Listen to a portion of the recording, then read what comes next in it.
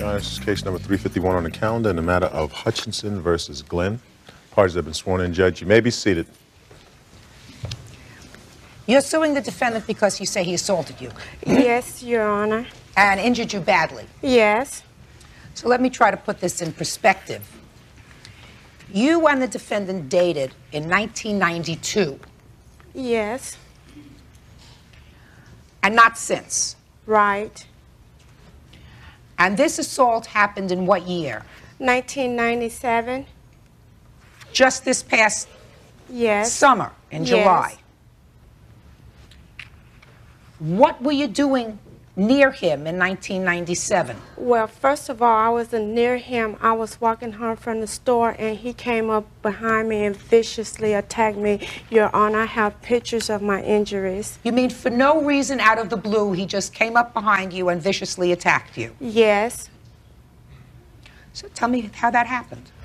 Well, first of all, we wasn't exactly friends after we broke up. It was a lot of animosity between us, and he told some people that he was going to beat me down like a dog on the street when he saw me, and that's what he did. And now I'll take a look at your pictures.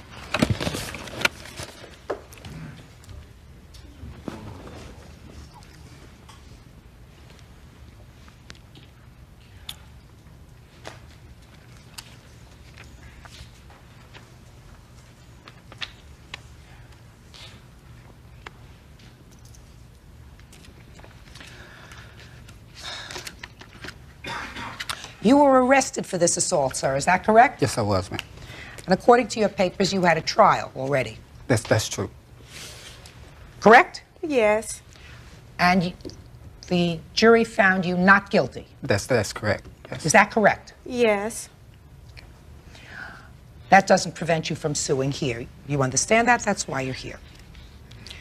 Now, you want to tell me your version of this incident, sir? Yes, ma'am.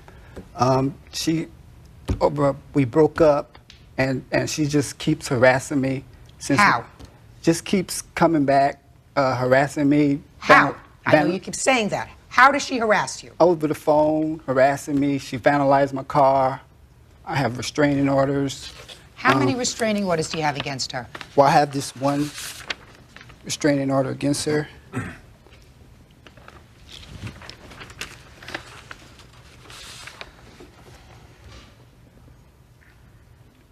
This was in 1995. Correct. She doesn't even think that it's enforceable. She just keeps coming back to me. Well, when you say keeps coming back to you, she comes back to you by phone? Yeah, by phone. You say harassment. Tell me exactly what she was doing, sir. Well, she'd come back. She'd call me on the phone all the time, harassing me, cursing me out, cursing whoever answers the phone out, you know, if it's a female or whatever. Stop shaking your head. It's not impressing me. She has like a fatal attraction. I don't know. I can't shake her. So tell me what happened on this particular day, sir. The incident, the day? Yes. The day of the incident, she had been harassing me all day long, harassing my wife. You're married now? Right. I got married, and she had been harassing my wife all day. How? Just calling. You mean on the phone? Well, I don't want you to use the word harassing anymore. I want you to say what she'd been doing. She had been calling on the phone? Calling, harassing me, threatening. Threatening me, you know, threatening my wife with bodily injury, threatening her with if she sees her come outside, she's going to do some damage to her. You know, threatening me with I'm going to get my boyfriend to, you know, beat you up and all this. And so what did you do? So I started to call the police, you know. I called the police all day long, you know. Kept calling the police, they never showed up. If you take a couple of minutes, Your Honor, you will hear it right here on the tape. Tapes to the police? Correct. I'd like to hear them. So I was calling. What can you do about somebody who constantly harassing you, making threats to your wife? And where are they threatening you from? They're threatening from a phone booth, and they've been threatening me. I had a restraining order put against them. And they're still calling you after you have the restraining order already on file? Now she's calling and threatening my wife. Threatening to do what? Threatening to do violence. Just keep calling. I put this lock on my phone. She's going to the phone booth calling, and she's vandalized my car. I had that. Did you report that already? Yes, I reported that once, and I'm not sure what I can do because Is she making death threats? Yeah, Okay. serious threats. Like she's going to do violence. She knows what she looks like. She's going to come through the door and break in, try and get in the house. What's your address? Oh, is it a house or an apartment? Apartment 206. What's your name? My name is Tony Glenn. Glenn with a G, George? Glenn. Okay, we'll be there. Okay. All right. Bye-bye. What's emergency dispatch, 20? Yes, I was calling. Someone was supposed to come out to my house because I had someone making threats against me and my family. What was the address that you gave? Pearl Street, apartment 206. Okay, is this Tony Glenn? Yes. Okay, what's going on now? Well, the person's still calling, making threats. The police haven't came. I called about an hour ago. Yeah, we got your call. As soon as we get an officer out there for the report, they'll be out there. All right. Thank you. Oakland Police 22? Yes, I was calling trying to find out. I called the police about 4 hours ago, trying to get someone out to try and deal with this situation. Someone keeps calling, threatening my family. I know the person, but they're just constantly calling and harassing me, and they won't stop calling and making threats on people's lives. This is Mr. Glenn? Yes. Okay, I see your call. We'll be there as soon as we have an officer available. You must be very busy, huh? Yes, extremely busy. Okay, because I called like at 4. Yep, we're that busy. All right, turn it off, All sir. right, well. Turn it off, sir. Okay. Now, after you got frustrated because the police didn't arrive, Right. what happened? Okay, after she kept calling and calling and calling, and then finally, after the police never arrived, I said, look, what is it you want? What is it you want from me? You keep harassing me, you're harassing my wife, she has nothing to do with this. And so I asked her what she wants, and she was like, well, you meet me at the bakery, and we'll settle this, And at this point, I'm like, okay, I'm gonna go down there and see what's going on. So I go down there, and then when I get down there, I walk up to her, and she proceeds to try and spray me with the mace, the pepper spray, excuse me. And at that point, we get into a fist fight, and she's been asking for a confrontation for she just wants to get me into a confrontation with her simply because I'm a man, and the way it turned out exactly the way the police saw it. This man's beating on this woman, you see, and that wasn't the case, Where was the pepper spray? She had it in her hand. She came out the bakery. I walked up to her, to find out what's going on. So she told you to meet her at the bakery? Correct. Judge Judy continues in a moment. He kicked me with his foot in my face several times. Before or after you sprayed him? It was before I sprayed him, and the pepper spray didn't even work. Real cases, real people. Judge Judy. 37-year-old Gail Hutchinson is suing her former boyfriend, Tony Glenn, for medical expenses, claiming he repeatedly kicked her and slammed her head on the pavement. So tell me exactly what happened. And when I walked up to her, she proceeded to spray me with the pepper spray. She didn't hit me directly in the face. She hit me somewhere in here. So it didn't immobilize me, I guess, as she wanted it to. And at that point, I was defending myself, Your Honor. Okay, so you hit her? So I hit her, yeah. Yeah, a few times. Yeah, I hit her a couple of times. A few times. She got a black eye. Right? And you hit her where else? I hit her in the face, maybe I hit her in the head, and, You hit her pretty good. I think I threw her down. You have any papers from the criminal court? No, but they found me not guilty. I know they did. The only All other- right, Miss Hutchinson. First of all, Your Honor, I never did harass him. Just a second. Yes, you did. Just a second. Yes, you did. I have to explain something to you. I'm like a truth machine. Now, nobody has cause to put their hands on anybody else, but there's many times. You called this house and spoke to his wife. You called the house many times. You called this house and spoke to his wife. You called the house and spoke to him. Now, you know that, and I know that. Right? Right. Oh, now. Right. Right. All right. Now, then you did say to him, I'll meet you at the bakery. Right? Right. All right. So he didn't just come up from behind you out of nowhere and beat you up. And you did have pepper spray. Right? Right. Now, Miss Hutchinson, get over him. Do you understand?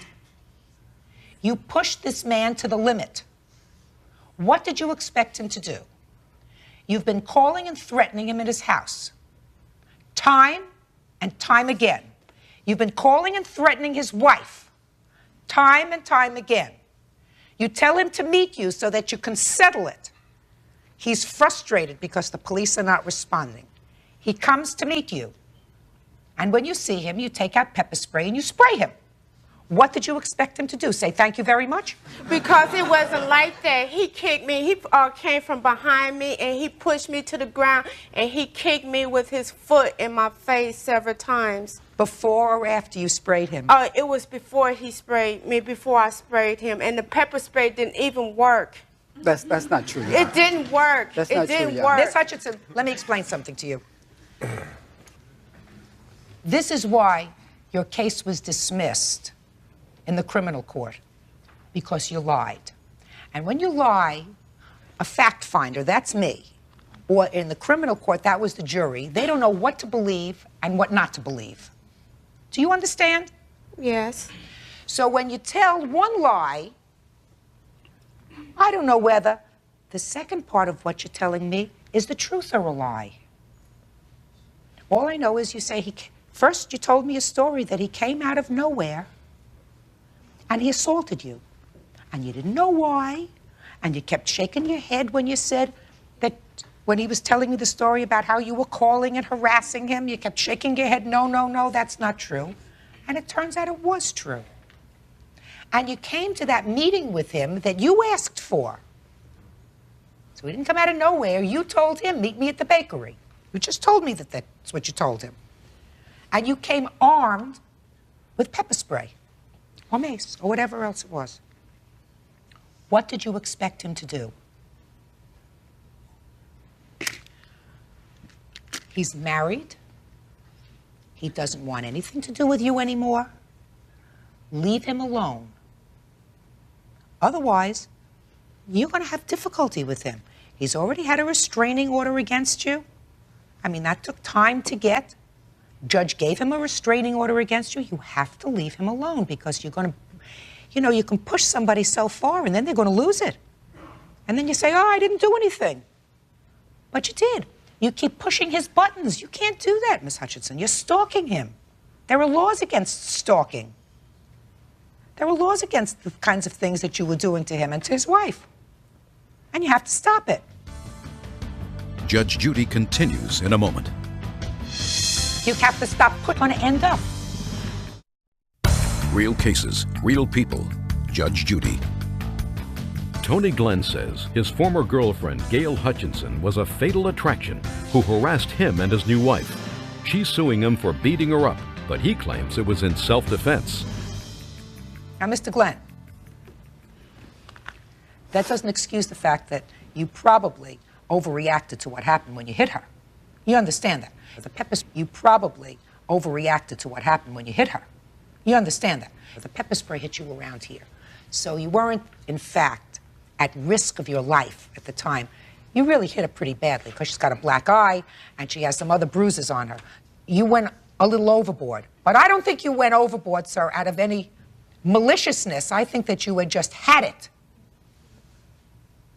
You hadn't, I mean, have you seen her pictures? But Your Honor, she was fighting back. It's not like... I'm sure she was fighting back. She was fighting back. Listen to me.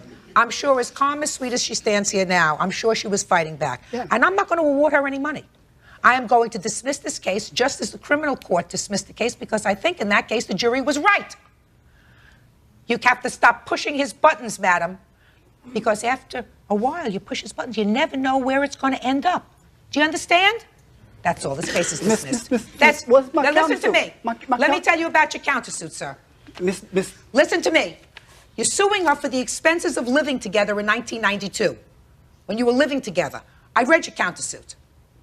Mr. Glenn, why are you looking at me with a look of incredulity?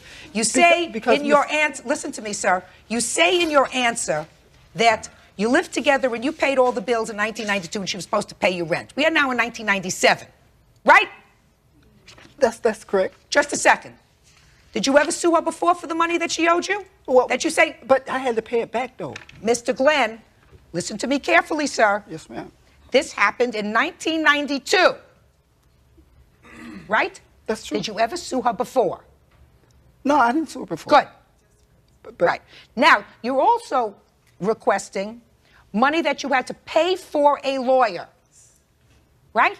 Of course. I mean, And just shh. Where is the bill for the lawyer? here it is. Let me see it. I mean, Let me see the bill.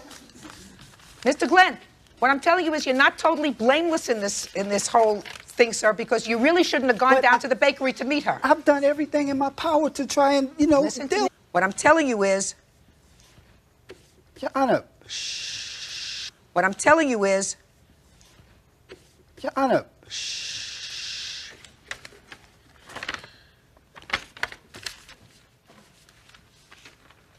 what is this? Your Honor, may I say one thing? Just a minute. What's the name of your lawyer, sir? Cornell Solomon. May I say one thing, Your Honor? Yes. My wife just gave birth last night. Right. That amount of money has just totally wiped me Just out. a second. What I'm asking is, first of all, one of these amounts has been changed. No, it has. Oh, yes, it has. No, it has. Shh, shh. Oh, yes, it has. This was, yes, it has. No, it has. Shh, shh. Oh, yes, it has. This was a 6 and it was made a 7. I don't know, or a 7, it was made a 6. I don't know exactly what it was, but you say that this one is $600? That's correct. All right. How much did you pay the lawyer in total, sir? $2,500. That's a lot of money, Your Honor. Just a second. You paid the lawyer $2,500? Give me his phone number. Give me his phone number.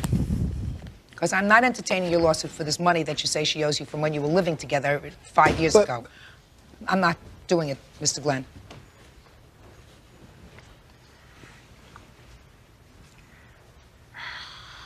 Okay.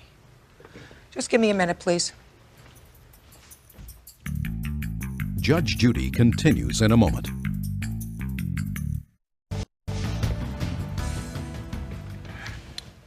Could you return this card to Mr. Glenn, please? Mr. Glenn, first of all, let me tell you, I like your lawyer. And I think that he probably did a very good job for you.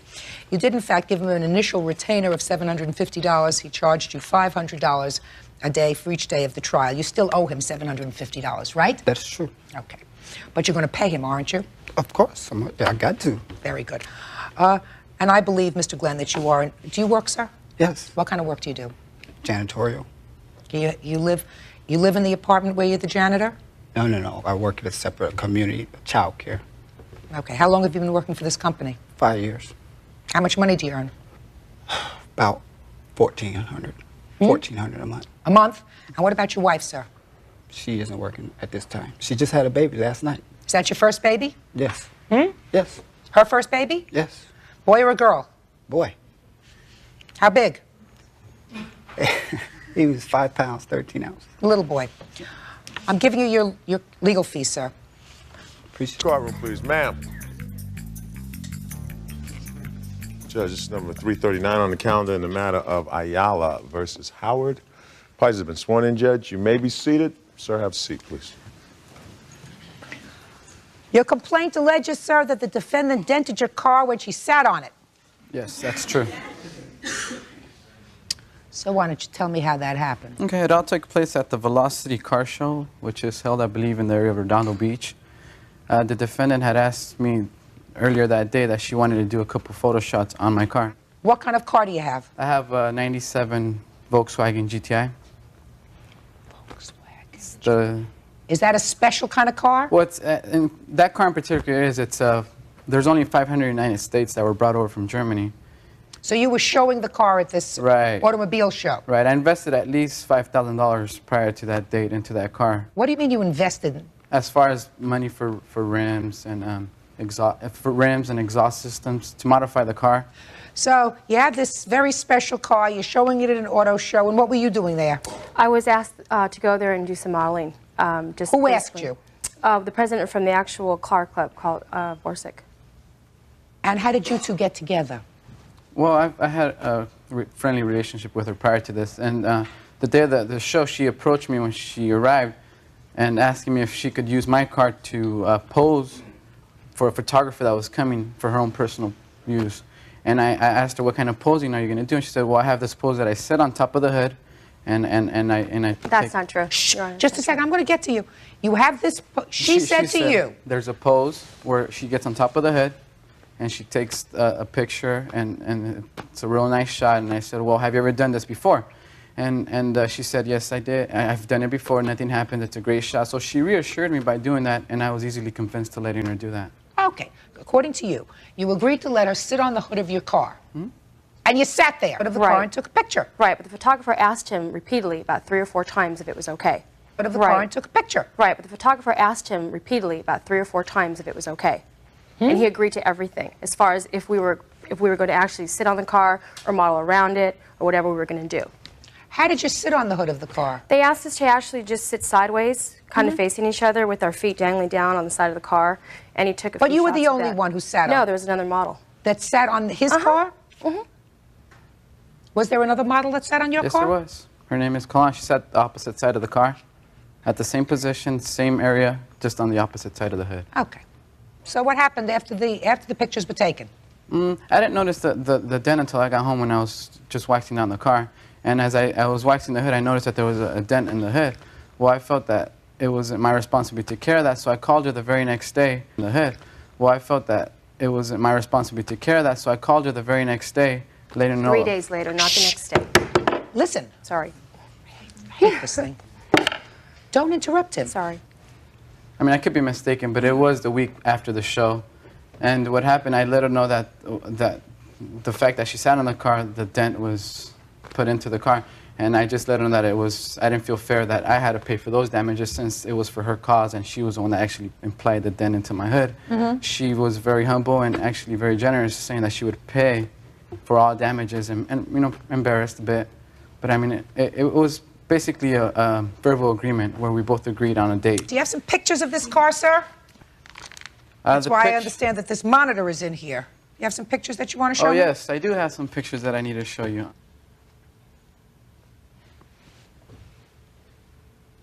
That's the car. Where's the damage? There's a damage. If you see where the light hits, it actually dims down. If I can approach it, I'll show you. I see it now. Is that the side you were sitting on? Yeah, it was. A day or so later, is that right? Yes, you're right. How come you have such an expensive car and you didn't know? A day or so later, is that right? Yes, you're right. How come you have such an expensive car and you didn't notice this terrible dent in the car until a day or so later, sir? No, actually, I noticed it the same day, but I called her a day or so later.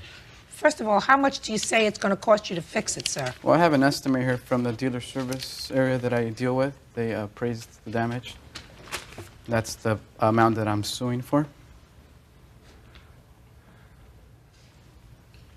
$561? Yes. All right. And what's your position? Well, first of all, when we were taking the shots, he stood there and watched the whole shoot and said nothing. He was even suggesting different poses. Basically, to make a long story short, afterwards, I saw him polishing off the car. Basically, to make a long story short, afterwards, I saw him polishing off the car. He did not approach me with any concern about damages. I actually went over there and looked at the car. There wasn't any damages. And it wasn't until actually 3 days later that he called me and told me that there were damages on there. If they had asked him if it was okay, and all of a sudden he's coming back to me 3 days later saying that I made these damages, it would be his responsibility only because the photographer had asked him over and over it was okay if we were to get on the car. Oh, you asked him. You asked him. That was enough. Judge Judy will continue in a moment. She asked you if she could sit on the hood of your car. Right. You're a fool to have said yes. You're a fool. And later today, It's obvious to me that when you move out, you move out. You take your clothes, you take your shoes, you take your hats, and you take your doggone cars too. real cases, real people. Judge Judy. Carlos Ayala says when car model Monique Howard sat on the hood of his sports car to pose for a photo, she left a dent.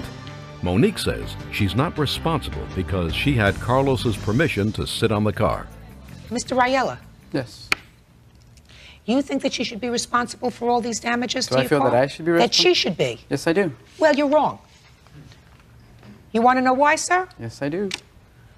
If she had sat on your car without your permission, she would be totally responsible for the damage to your car. Right.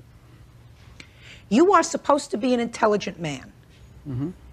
If somebody asked me if they could sit on the hood of my car, and if I said sure, and if they damaged the hood of my car, whose fault would that be?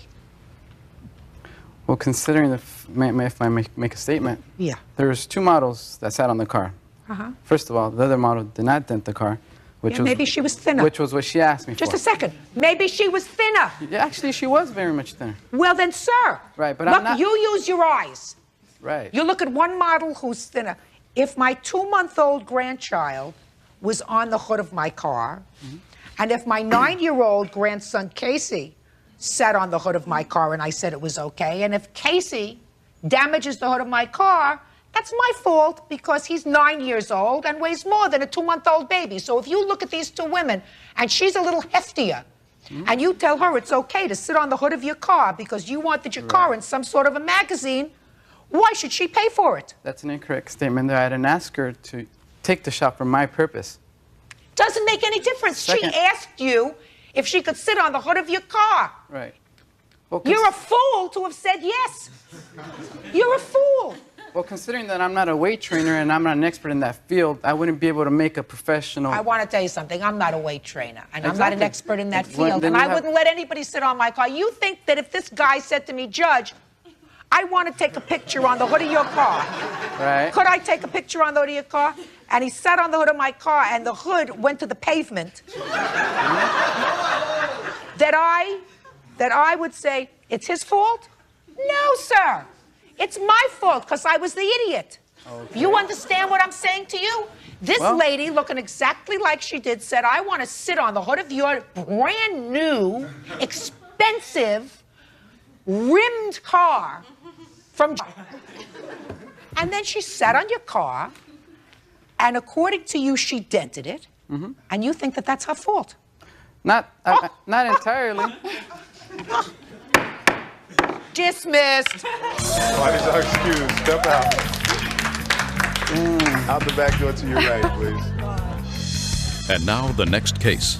Parties on Jackson versus... please. And now the next case. Parties on Jackson versus Mitchell.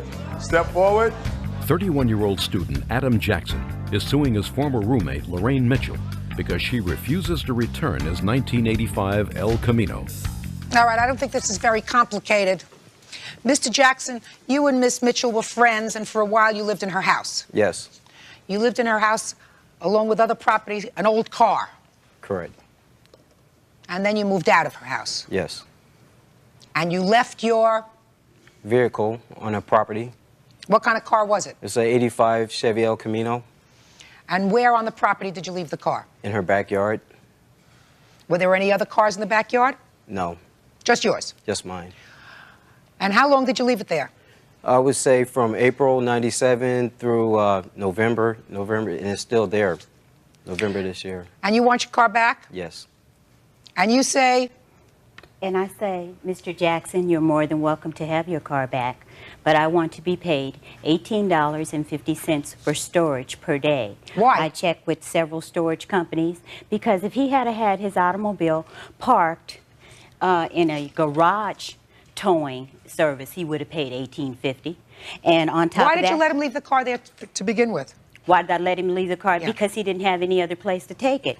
Judge, I called Mr. Jackson on several occasions, over and over and over, repeatedly over, asking him, please come and pick up your car. I asked him over 5 or 6 times. I have the dates written down, and he will testify to that, I'm sure. But Miss Mitchell, you had no agreement with him that he was going to pay you to store the car. He didn't do the right thing and get the car out of there fast enough. Why? Well, at the time I was going to school, I tried. I tried when I told her I was going to come by to pick up the car. So when I finally sold my car, I had the guy who I sold the car to go by her house to pick it up, and that's when I found out that I was going to have a hard time picking up the car. Yeah, and when was that? When did you sell your car? November 7th. Mm-hmm. And all of a sudden somebody showed up at your property to look at the car? Is that what happened? Well, first of all, a young lady called me over the phone, and she says, "Hello, I'm Stella. I'm going to be coming over to look at Adam's car." I'm like, huh? Okay. And then the next thing I know, at 8:30 at night, there's a gentleman knocking at my door. I mean, and it's pitch black dark where I live at. And I'm saying, who is this at my door? I'm recovering from a nervous breakdown. He knows I'm ill. Judge Judy, he hasn't even called me to give me the decency to say, Lorraine, someone is going to come over and be looking at the car. How old are you? 31. Miss Mitchell, you said it. Here. How old are you? 31.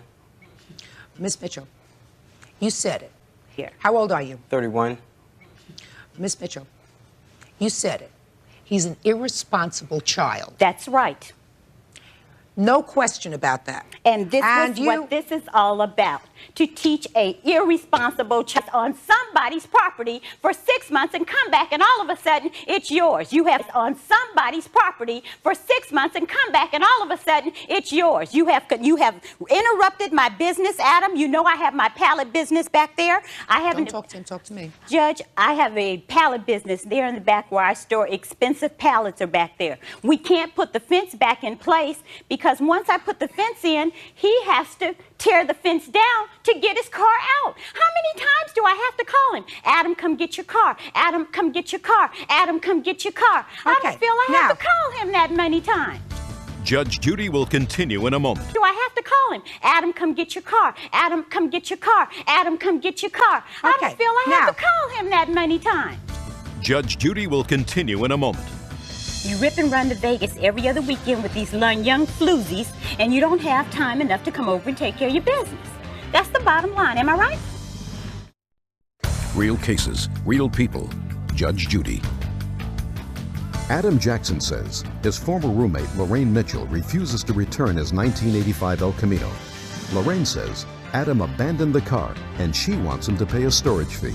Now, Mr. Jackson, there is a certain equity in what she says, sir. Yes, that's what you're trying to do. Okay, You cannot create that after the fact. All right. Because there were certain things that you could have done, like just towing his car out of there and just leaving it someplace. That's right. You could have done that. You didn't do that. Now, Mr. Jackson, did you sell this car? Yes, I sold it, and then I had to give the guy his money back because Lorraine wouldn't let me come on her property to get the car. Sell it once I get possession of it. And what do you think you're going to sell it for, sir?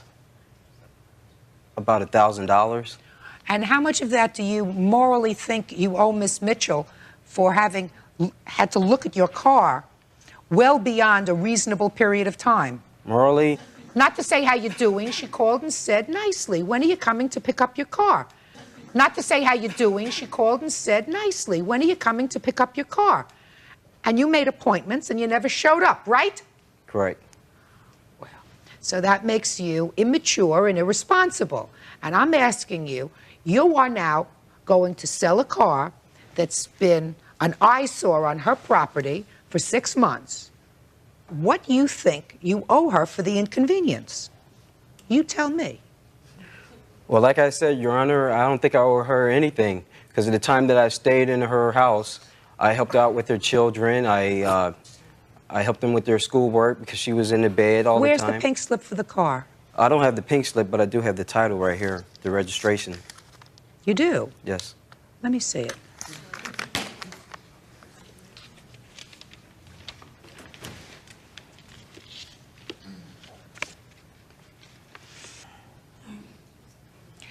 Now, sir. Now, sir, maybe $1,000 that you're going to get for this car, the title of which I hold in my hand. Think hard, sir.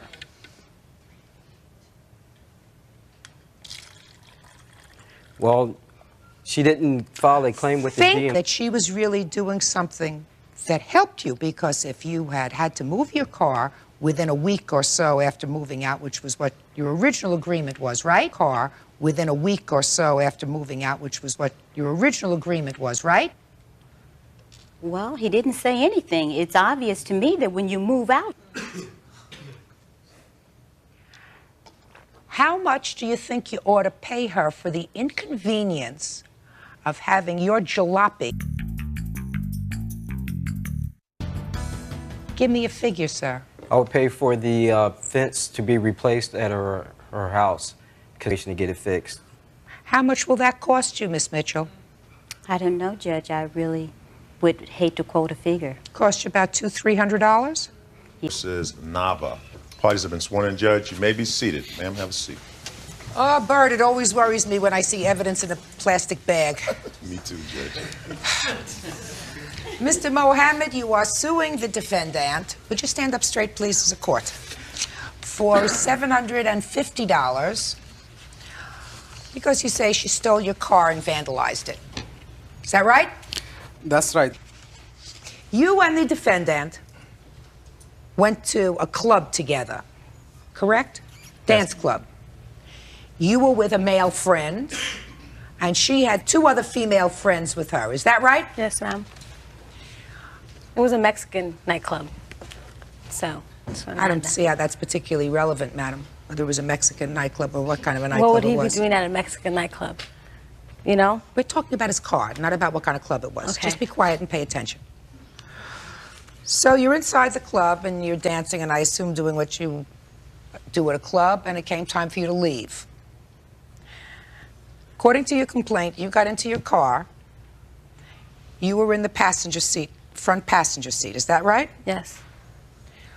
Your male friend and your 2 female friends were in the back seat. Yes, that's correct. Now, you acknowledge that you took his car. I didn't take it. The police report doesn't say I took it, my friend took it. That's what you say. You say your friend took the car and he left it at your brother's house. We'll get to that in a moment. Now, according to your complaint, sir, you got out of the car. Yes. Tell me why. When I was leaving the club, there was a girl, excuse me, there was a girl that I spoke to earlier at the club. She flagged me down to talk to me. I parked my car, left the car running, went around the car to talk to the girl. How far away from the car were you at that point? 2 feet. I was right next to my car. I was talking to her. My friend was in the car, so I felt safe since he was on the back seat. He got out of the car to join the conversation. So he left the girls in the car too, and the 2 of you guys went and talked to this other girl. We were standing right next to the car talking to the girls, correct? Was there one girl or more than one girl that you were talking to? One girl. So the 2 of you guys were talking to one girl. I was talking, he was listening. Okay. And then what happened? And then as sudden, I saw my car moving, like backing up. I looked at my car, and then I saw Lily on the driver's seat. I tried to run after her to stop her, like telling her to stop. And the security guards in the club, they also ran after her, but she took off at high speed. I ran to a payphone in the parking lot, and I called 911. I reported the car stolen. The police responded within minutes. They tried to screen the whole area around, like the club. They couldn't find the car. Now, you ultimately, according to your complaints, had to take a taxi cab home for $100. Actually, 115, and that was about 3 hours later, because I had to walk for about 3 or 4 miles to get to the nearest payphone at 3 o'clock in the morning. And I called the cab, and I went And then home. you got the car back. Ultimately, they found the car. Correct. Actually, she took the keys to the police department, and she told them where the car is. Okay. How much later? I would say about at least 16, 17 hours later, I was able to locate my car. Now, describe the car when you got it back, sir. The car was very dirty. There was vomiting on the door, on the inside, on the interior and the exterior, on the carpet, on the leather. There was so much trash, like fast food trash from Jack in the Box. The property inside the car was badly vandalized. What property? I had a radar detector. You had what? A radar detector. Radar detector. That I paid $380 for it. This is the mounting bracket, and this is the wire connection, and that's all what slipped from that device. my Ray-Ban sunglasses were flattened. Somebody has been sitting on them, so they're not usable. And as you can see, that the whole frame is twisted. What's in the bag? In the bag, actually, this is my belongings were left like this. If you look at them, some of them are business documents. Some of them are checkbooks that have been taken out of their cover. My credit cards were like all Well, were over these the in a place. suitcase or an attaché case or just in the glove compartment? I They had were them. just on the I had floor. them. I had them found the car. Everything was trash, and the bags were empty, and the credit cards were all over. Until this point, I don't know if there is any of the credit cards missing or the IDs that I have, because it's just a big mess for me to go through it in such a short period of time. All right. If you want me to itemize the parts that were damaged or missing. In a minute. Okay. Now let's hear your story. Look at me. Okay. Now let's hear your story. Look at me. Okay. Because I read your answer. Okay. He picked us up and we went out. There was no intention, like, you know, we didn't go out as a date. We went as friends. He called you or you called him? He paged me, and I called him back. So you called him? Yeah. And he asked me, what are you going to do tonight? I said, I'm going to go out.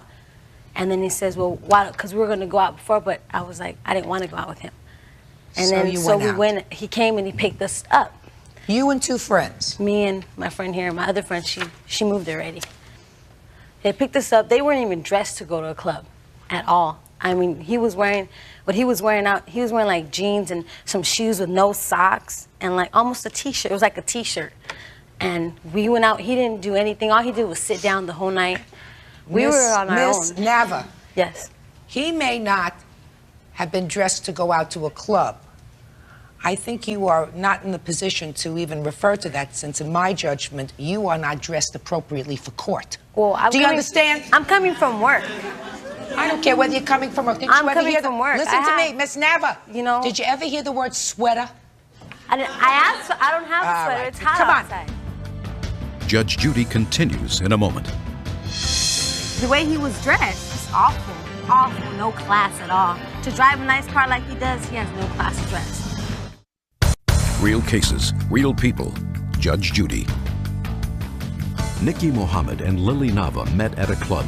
Nikki says Lily stole his car and trashed it. Lily says her friend was being attacked and needed the car to get away.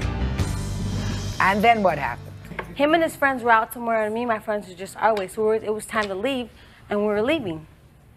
Okay, I had went inside to go to the restroom. My friend was in the car, and my other friend was in the car. When I come back, my friend here and it's sitting down, she was kind of drunk, and she was crying, saying that he was going up her skirt. Because she was out the sunroof. They were parked, and she was standing out the sunroof. That he was going up her skirt. And I was like, why are you doing that? And then he started yelling at her. I was like, why are you yelling at her? And he was like, hold on. And that's when we reversed, and he parked. So after that, my friend Sandra, she didn't drink at all. She was mad because of what he was doing to her. And she's here to explain it to you. This one, the one who was drunk? The one who you just told me was drunk. She's going to explain it to me? This I got to hear. Right here. Water? Well, I was just like on the sunroof. I was outside saying bye to my friends. You were on the sunroof? Yes. You I mean was you were saying- sticking your head out of the sunroof? Yeah, he was going up my dress. He lifted my dress up. So you didn't know who it was? No, I just saw a guy, because I saw his face and I just saw like a beard on his face. Yeah, go ahead. And that's it. And that's all it. And I got down and I sat down and I was crying. To the point where you don't remember what's happening to you, madam. No, I remember what happened to me. I know what he did. She wasn't passed out. Did you put your hands on her? Your Honor, they were all wearing pants. None was wearing dress. So I that's- was She wearing was a dress. wearing a dress. I was wearing a dress. And to answer your question, no, I did not. Well, you were in the sun. Listen to me Yes. carefully. See, because I'm reading your answer here. Common sense suggests to me that the story that you're telling me is a lot of baloney. Let me tell you why.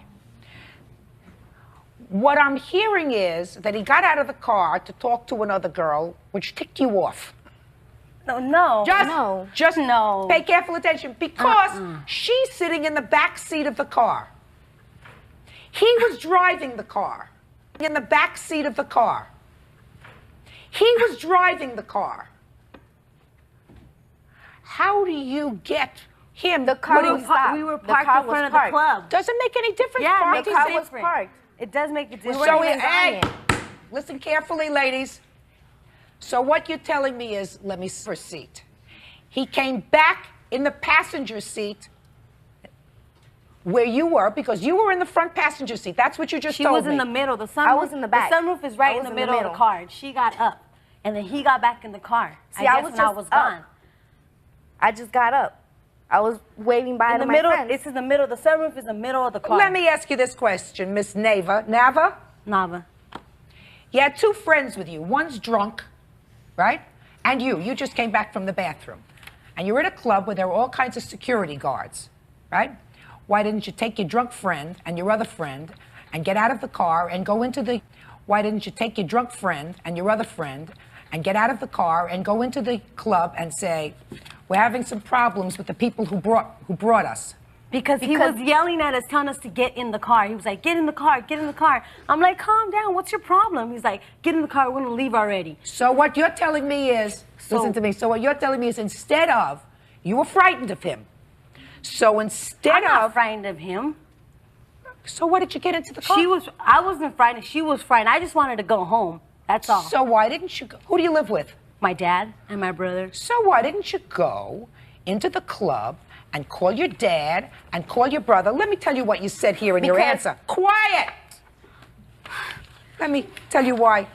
I read your answer and it all doesn't sound very kosher to me. You know what kosher means?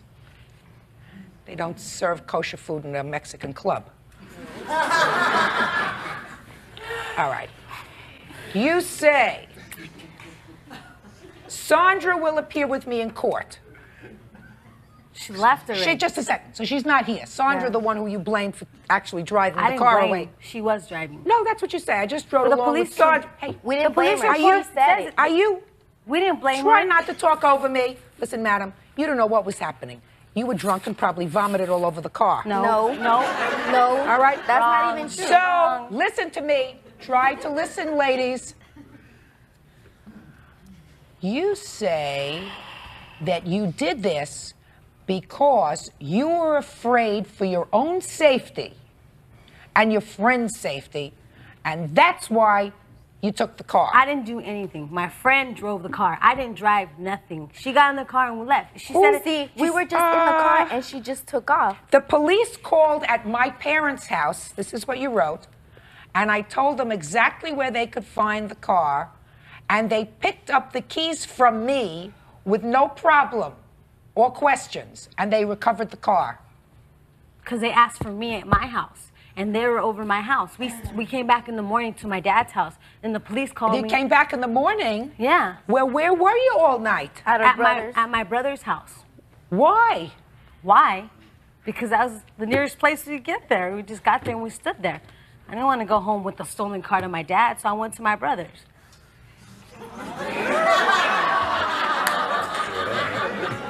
Yes. I love it when a game plan comes together. Judge Judy continues in a moment. She goes and she could drink all she wants. That's how I feel. I wasn't driving, so it's all right. Oh, please. They tell me Costa Rica is a very good place to live in retirement. Real cases, real people. Judge Judy. Nikki Mohammed is suing acquaintance Lily Nava for taking his Lexus and vandalizing it. Lily says she only borrowed the car and did no damage. Let me see your damages, sir. You have... I have $115 for taxi. Okay. I had $46.90. Just a second, Bert. Turn on the buttons, because, you know, Mother doesn't know how to do buttons. That's all good. Mother knows how to do truth, but not buttons. Go. $115 for a taxi cab. You're a big tipper. Yeah, go ahead. No, actually, it's about 35 miles. It was distance. $100 here that you wrote here in the complaint, sir. When you put it on the back here, you said $115. So I assumed that it was $100. You gave him a $15 tip. Don't lie to me. You want me to show you? You want me to show you your complaint? Actually, it was miswritten. But anyway, it's $115 for taxi cab. It's $46.90 for rental car. It's $35 for the key emblem. When did you rent a car? The next day. At Why? 9:30, because I had no car. I had to go about my business. Why don't you tell your girlfriend to take you? Madam. Madam. When I received the keys back, Ay, ay, ay. This is our future. Go ahead. This is our future. when I received, Come on, come. When I received What the else? keys, when I received the keys back, they were missing this emblem, $35 worth of emblem. Telling the car to clean the car, to clean To clean it. the Oh, to vomit. clean it. Yeah. I wouldn't And want to clean out the $16 for that's worth $380. Ray-Ban glasses that are flattened for $125. Get the Ray-Ban glasses. 165. 165? 165 for detailing. For the what? Detailing. What's detailing? Detailing the car, to clean the car, to clean To clean it. the Oh, to vomit. clean it. Yeah. I wouldn't And want to clean out the car. $16 for jumper cables that were missing from the trunk. Jumper. I don't think that they took your jumper cable, sir. Hey, Bert, are We these didn't nice take Ray-Bans? anything from his car. We left everything there. Quiet. You trashed his car. There isn't a question in my mind that you and your friends trashed his car. He could have put it all together by now. Look at that bag. It's been like 6 months now. Mr. Mohammed, I want to tell you something. Bird, you like this? Yeah. It was still has it in the bag. She may buy them. 125 for the Ray-Bans? Yeah. 125 for the Ray-Bans. What else? That's it. That's how much there we are got? 1, 2, 3, 4, 5, 6, I got 7 items. 682.90. 682.90. No. That is not correct. That's what it's got. 380. Bird never makes a mistake with the calculator, Well, sir. $115. I'm not giving you Okay. credit for the emblem, sir, What- on your keys. Go ahead. 46. What else? There are 7 items. If you add them up right, These are the items, Bird. $165 for detailing, $125 for the Ray-Bans, $380 for the radar detector, $47 for the rental car, and $115 for a taxi cab.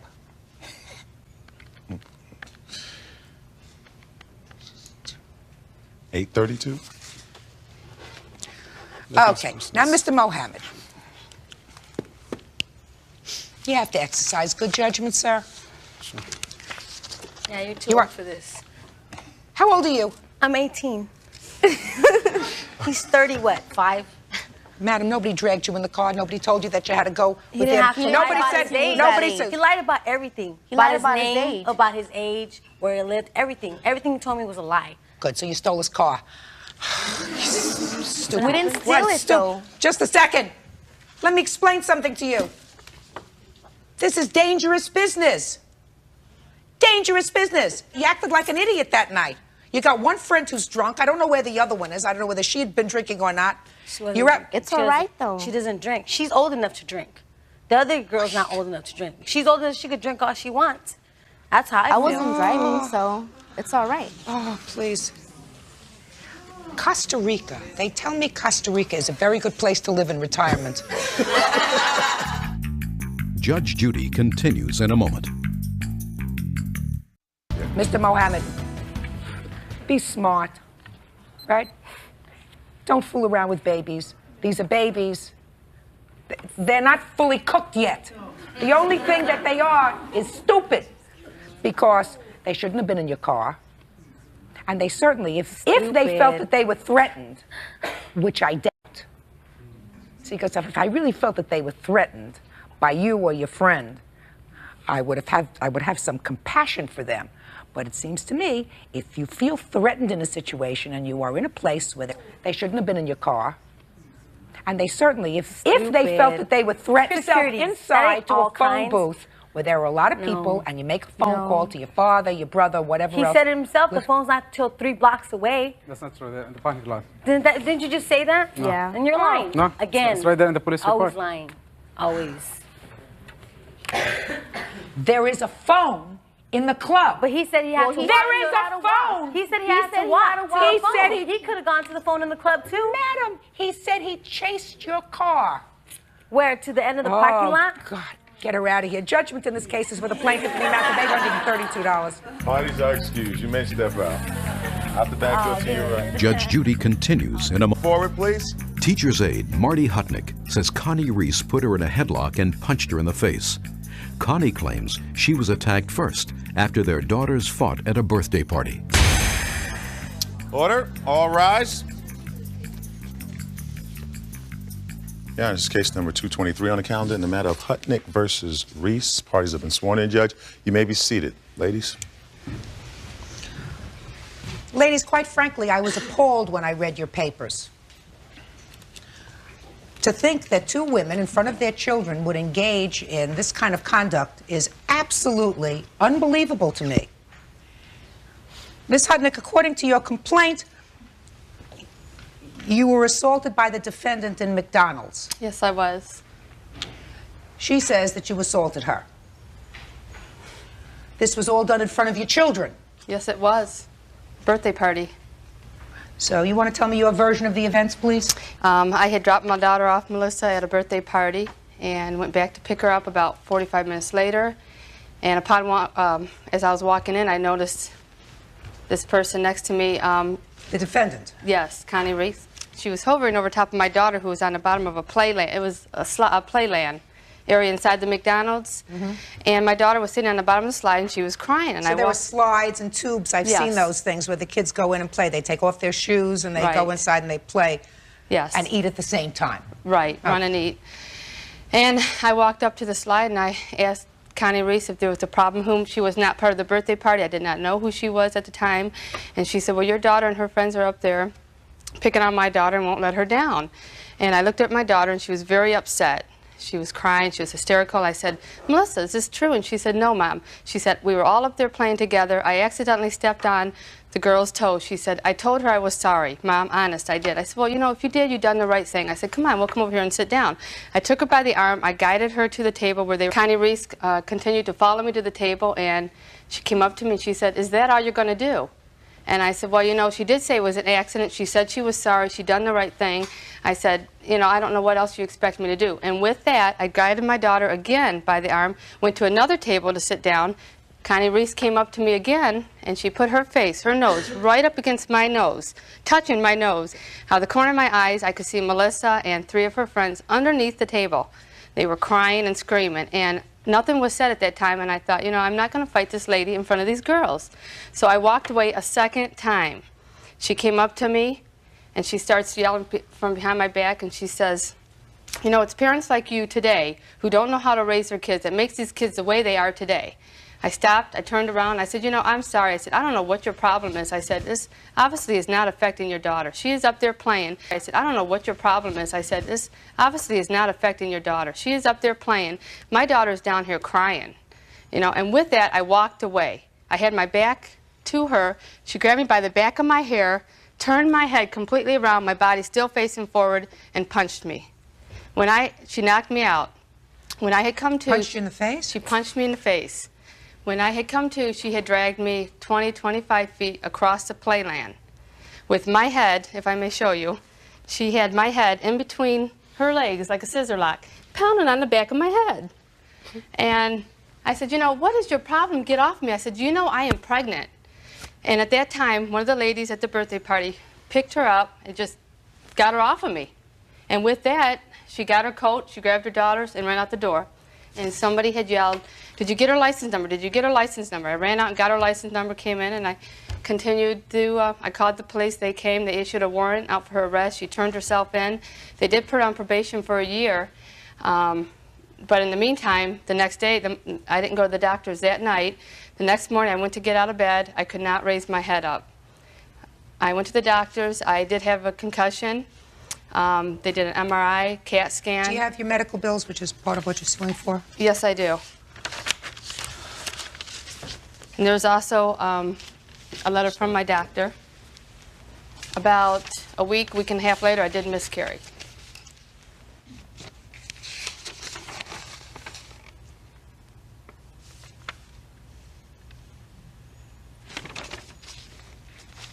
Okay, I'm ready to hear your version of the events. Well, I went into McDonald's with my daughters, and I was there for about 15 minutes, and I told them to go up to the slide and play while I went to go get the food. And they went to go up to the slide because the food was too hot, and I told them to go on, go up the slide. And my oldest daughter, she's too tall to go in there. She wasn't playing in there. The youngest one, she went to go in there, and we heard like a blood-curdling scream. And I told my oldest daughter to go up there and see what's going on. And she went up there and she said they wouldn't let her down the slide. They penned her in. They both had, one was on one side, one was on the other, and they wouldn't let her down. And so my daughter proceeded to go down the tubes and not go down the slide, go back around the way she came. Okay, get to the bottom of the slide. Now that they're at the bottom of the slide. Okay, they're at the bottom of the slide. Well, I yelled up there, and I was going, let her down, because they're at the bottom of the slide. Well, I yelled up there, and I was going, let her down, because they wouldn't still let her down. And her daughter had came down, and I said, I asked you to come down. Why didn't you come down when she was screaming that loud? And she puts her hand on like this. She was not sitting on the slide. She was standing up talking to me like this. I wasn't hemming her in. She could have got down any way she wanted to get down, just like that. And then she came in, and with her, you know, biker stuff on, she was like coming towards me like she was going to kill me. And she didn't get a chance to even hear what I had to say. I was going to tell her Don't tell me what you were going to tell her. Just tell me what happened.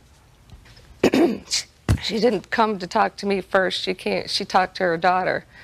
And I said that I tried to daughter. And I said that I tried to get your daughter to come down the slide, and she wouldn't come down the slide. And she got smart with me, and she turned around and she smacked me. Oh, and when she smacked me, she scratched me. She had these nails that were like real long, curly nails. When she smacked me, she smacked my face and dug into my face, and I turned around about 3 steps where there was people. Where the slide is, there's no people, so nobody can see you. You got to go like So you're 5 saying she feet. assaulted you? Right. She smacked me first. Judge Judy will continue in a moment. I didn't talk to no lawyer or nothing. I didn't have nobody. You swore that you spoke to a lawyer from the hospital. Is this a lie? No. Is this a lie? Real cases, real people. Judge Judy. Marty Hutnick is suing Connie Reese for putting her in a headlock and punching her face. She wants her medical bills paid. So you're saying she assaulted you? Right. She smacked me first. And then what did you do? I turned around, I walked up to her and I said, no wonder why mothers are the way they are. The way the kids are today is because mothers like you. And I smacked her back in the face because she smacked me. And then I proceeded to walk away, and she grabbed me by my ponytail and scratched the back of my neck. And she's the one that was dragging me. I didn't have her in no headlock or anything like that. She had me by my hair, and she was dragging me. And we were both, I told her to let go, and we both let go, and she came back right after me I told her to let go. She come right back after me. And I told her friend, when her friend came charging after me, because it was a birthday party, and she had 2 friends that were there too. And they come charging after me and smacked me against the garbage can, which made my younger daughter fall, and I sat on her head, and she was sitting down there. And this is after the other people were taking you off her? Right. No, they were taking the girls off of me. A boy came in, like 16 years old, and got all 3 of the girls off of me because she was screaming down below because she was crunched between the garbage can. So these are the questions that I have for you, because I read your answer. So these are 2 diametrically opposed stories about what happened. Right. Right? Yes. First of all, you swore to the truth of what's in this answer. Right. So it is true that you pled, in effect, guilty to criminal charges and were placed on probation, correct? No, it's not correct. I was in the hospital for 30 days. The warrant after I got out of the hospital because I didn't appear to be able to have my side. I went right into the hospital that day. Miss Reese, let me see that. First, let me see the hospital record. I don't have no papers. My attorney's out of town, and I try to get them. My attorney Miss is Reese. out of town. He couldn't give me the papers. Miss Reese, you don't need papers from your attorney to prove to the court that you were in a hospital for a month as a result of this incident. Okay? Well, I'm going to read you some. You have what? I got pills to show that I was in there. I'm still taking them. Pills don't tell me when you went to the hospital and what you were doing in the hospital for a month. Because I'm going to read what you wrote. First, you say you were admitted to the hospital and stayed there for a month. That's right. And then you say that you stayed there for a month. That's right. And then you say that you spoke to your lawyer from the hospital. That's what you said here. But then you say that the reason that you didn't appear in court was because you were in the hospital and nobody told you about it. Because you were served with papers while you were in the hospital. That doesn't ring true to my common sense. Because if you had already spoken to a lawyer when you were in the hospital, you would have known about a summons or a warrant being issued for your arrest. So you already had a lawyer, according to you, when you were in the hospital. Is that right? It's what you swore to here. Not in the hospital. At 2 weeks after I got out of the hospital, I was. No, that's not what you wrote here. That's not what you. I want to tell you, I got out of the hospital 2 weeks later, and so then it's just a second. So you weren't in the hospital for a month. You were in the hospital for 2 weeks. 2 weeks, and then I was in therapy for 2 weeks. So now, right now, you have two mistakes here in your sworn answer. You weren't in the hospital for a month. You were in the hospital for 2 weeks. And you spoke to really the lawyer, 30 but... days. What? It's still 30 days I was in the hospital. I was in there admitted from morning till almost night every day for seizures. I'm Miss serious. Reese, you were in the hospital now, according to you, for 2 weeks. Right. And according to you, you didn't speak to the lawyer from the hospital, even though that's what you wrote here. Because then you write... Because I didn't have nobody. I didn't talk to no lawyer or nothing. I didn't have nobody. You swore that you spoke to a lawyer from the hospital. Is this a lie? Hospital. Is this a lie? It must have been a mistake. It's not a lie. It was a big mistake, but it's very clear. You didn't say I spoke with a lawyer. You said I spoke with a lawyer from the hospital. Then you say, when you were released, you were arrested because you hadn't appeared in court. But that troubled me, because if you had a lawyer that you spoke to in the hospital, then you would have known that you had to appear in court. And then you write that you did go to court. I ended up with a lawyer who told me to plead no contest. That's right. And I had no idea what it meant, but I thought I could trust my lawyer. Well, he wasn't a good lawyer. He ended up being barred from the association. That's why I went to a different attorney.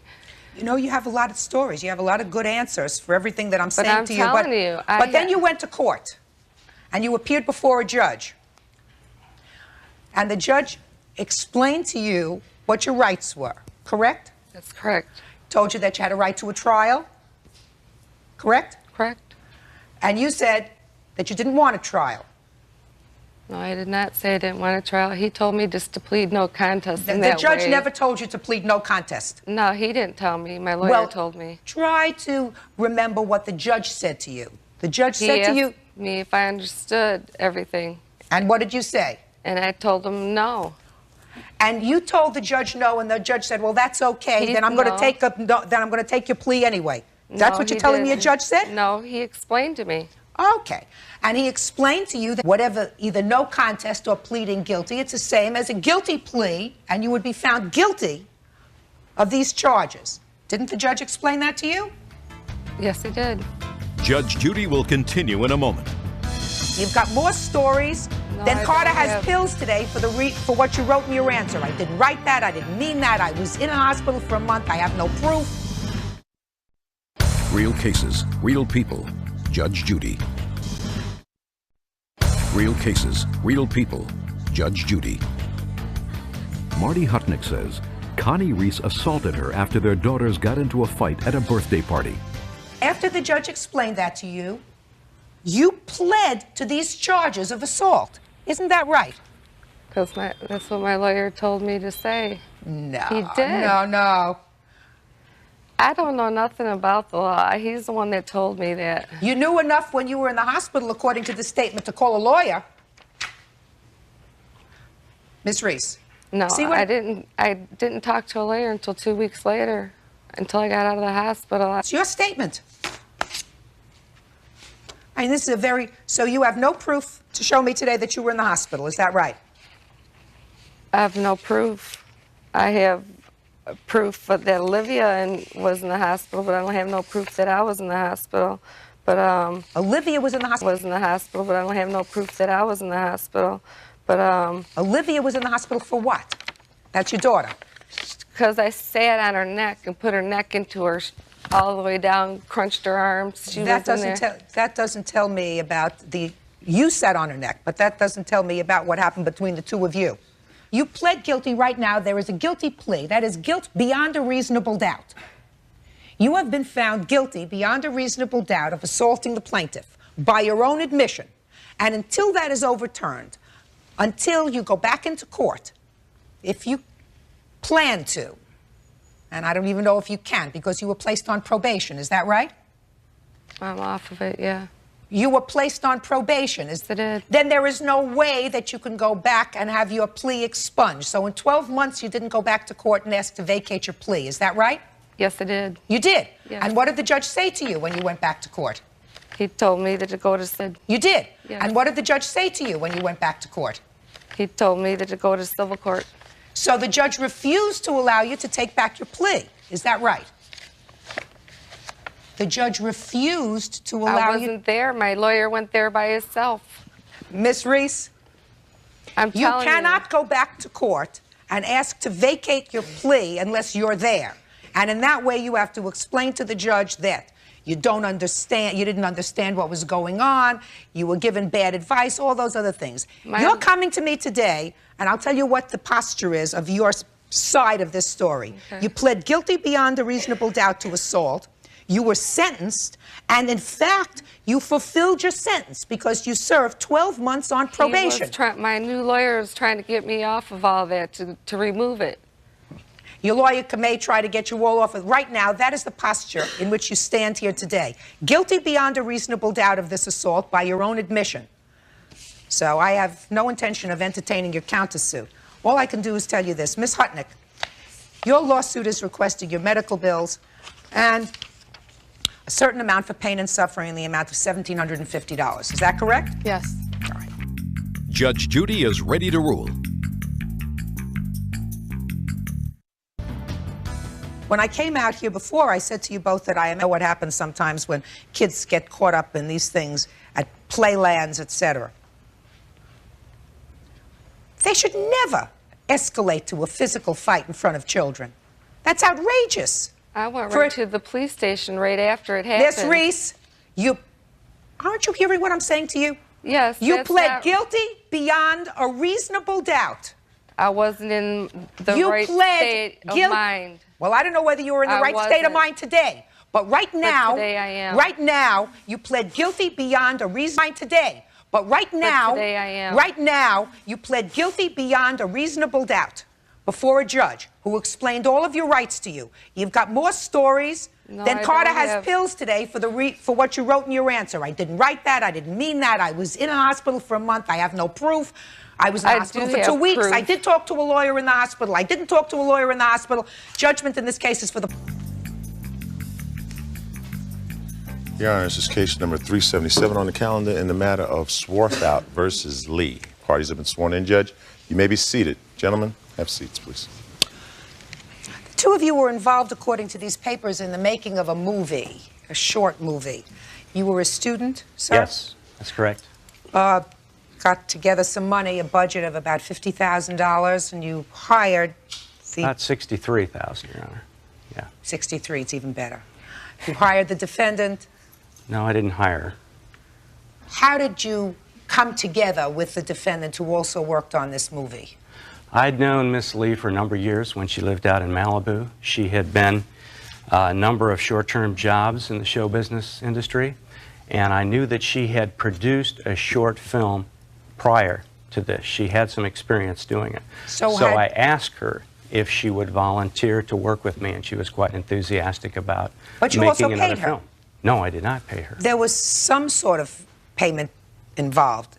No, none. This is a student film, Your Honor. Everybody, the key people are working for free on this for the experience and for the credit. What do you do with the $63,000 that you gathered? This goes for 35 millimeter film, to rent Panavision cameras, to rent very expensive equipment. Right. And none of the actors who were in the film were paid either? None of the actors were paid. Okay. According to your complaint, she was co-signatory on the bank account that was set up to deal with this $63,000, and also did some of the purchasing, et cetera, for the project, and that she took without permission money from that account and also failed to repay certain loans that you authorized. Is that right? That's correct. Well, tell me about it. We went through the class together, jumped all the hurdles, started making the film. We were chosen along with 4 other teams at UCLA to make the movie. She volunteered her apartment, the front living room of her apartment, to use as production headquarters. When the thing was getting going and underway, we got involved in the casting. She was helpful on that, working full-time. She had quit her job, her full-time job, after a pay dispute with her last boss. We got involved in the making of the film. I'm suing her on 6 different counts today for this equipment that was missing. I had to buy her a fax machine. She did not have one. I set up a fax line for her, a producer's manual, as well as a little accounting machine that she wanted. Miss Lee then sort of went Hollywood on us, unfortunately. She started taking herself to women in film luncheons. She took the other producer.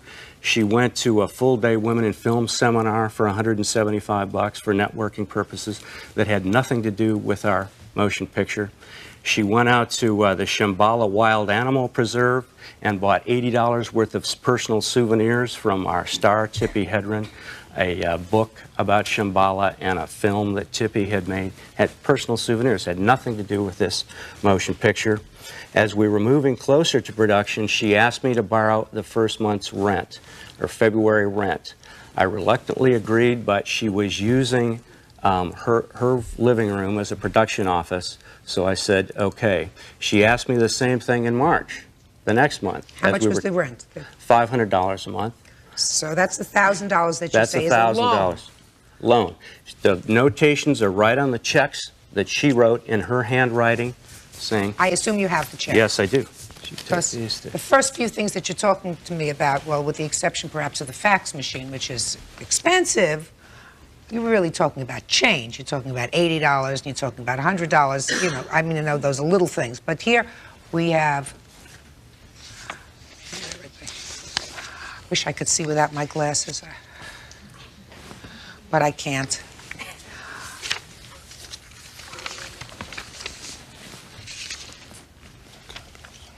And it says her notations on the bottom saying, loan to Michaelina. Uh-huh. Not a gift. Mm-hmm. Well, that you have to... That's her handwriting. I see that. Okay. What else?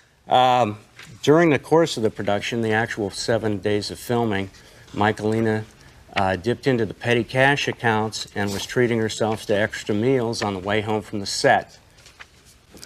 Most serious, I caught Miss Lee stealing money from the production account. I noticed on March 6th, with a quick check that I did on my ATM machine, that on the second month's rent that she took for $500, which I had agreed to, she tacked $317 onto this. I asked her what the extra $317 was for, and she said she had some personal bills to pay that month, and she didn't want to break a certificate of deposit that she had in her savings account. She didn't want to lose the interest. I yelled at her and told her to put the money back in the account immediately. 1 week later, she wrote a personal check for $400 and put the money back in the account and said she would not do it again. 4 days later, she started stealing from me again. She had her own private account at the Bank of America. She linked her credit card to this production account and started making unauthorized cash withdrawals. This happened 5 separate times, from amounts ranging from $20 to $120. When I caught this belatedly, because your bank statements come in 2 weeks later after the month, she wrote another check, personal check, for $100 to put the money back in the account. And that same day, that very same day she put the $100 back, she wrote another check to cash for $70. With the $500 that she put back in the account, she is still $127 short on personal monies that she took out. I called all 3 producers together. Miss Lee handed me over all the receipts, unsorted in an envelope that we've been trying to straighten out since, and she was relieved of her financial duties. I have been trying to clean up this mess ever since. Judge Judy continues in a moment. If you found that he was, as you say, futzing around and not doing things quickly enough, you say, goodbye, I have to go get a job. Real cases, real people. Judge Judy. Filmmaker Miles Swarthout says producer Michaelina Lee embezzled money from his film budget. All right, Miss Lee. That's a long story. It is. However, I have certain checks that clearly indicate a loan. That's true. And I looked at your answer, and not only do you have an answer, but you have a counterclaim. That's, I was not impressed with. But your answer says, well, they really weren't a loan. That's correct. Then why would you write loan on the check? At the time I took them, they were going to be a loan. Then, because we were also supposed to, by the way, we didn't rent a Panavision, we rented an Aton, just so everybody knows. Well, it's from Panavision. I don't know what you're talking about. Anyway. Type of camera. Anyway, hey, shut up. Hey. I'm sorry. Okay, anyway, we were supposed to film the movie in January. Okay, I don't have a trust fund. I got to work for a living. I've already done this once. I don't need the practice. I'm not a student. I mean, So I was a what'd you do student. it? Just a minute. I Then did what? not. Shh. Then what did you do it for? Out of friendship to him. Baloney. No, not baloney. Oh, Miss Lee, listen to me. You don't quit your job and go into a project where you know you're not going to be compensated financially out of friendship. You know, you're not 18 years old. So don't give me a lot of baloney. Make sure when you talk to me, I don't want to hear from you now. We gave you time, uninterrupted. When did this $1,000 become a gift rather than the loan that you originally said it was? The first one became one in the beginning of February, right after I took the loan, and the second one became one almost immediately after I took that loan, too. Well, explain to me how that happened. He said, you're doing such a good job, you don't have to pay it back. And also because of the fact that we were supposed to shoot the movie in January, but he kept putzing around and changing the script, and he couldn't make up his mind which actress he wanted, and he, you know, it was going on and on and on. That, I mean, I don't have a trust fund. I got to get money somewhere, and I couldn't work because of him. Oh, no. No, it was full time. Miss Lee, we don't have servitude in this country anymore.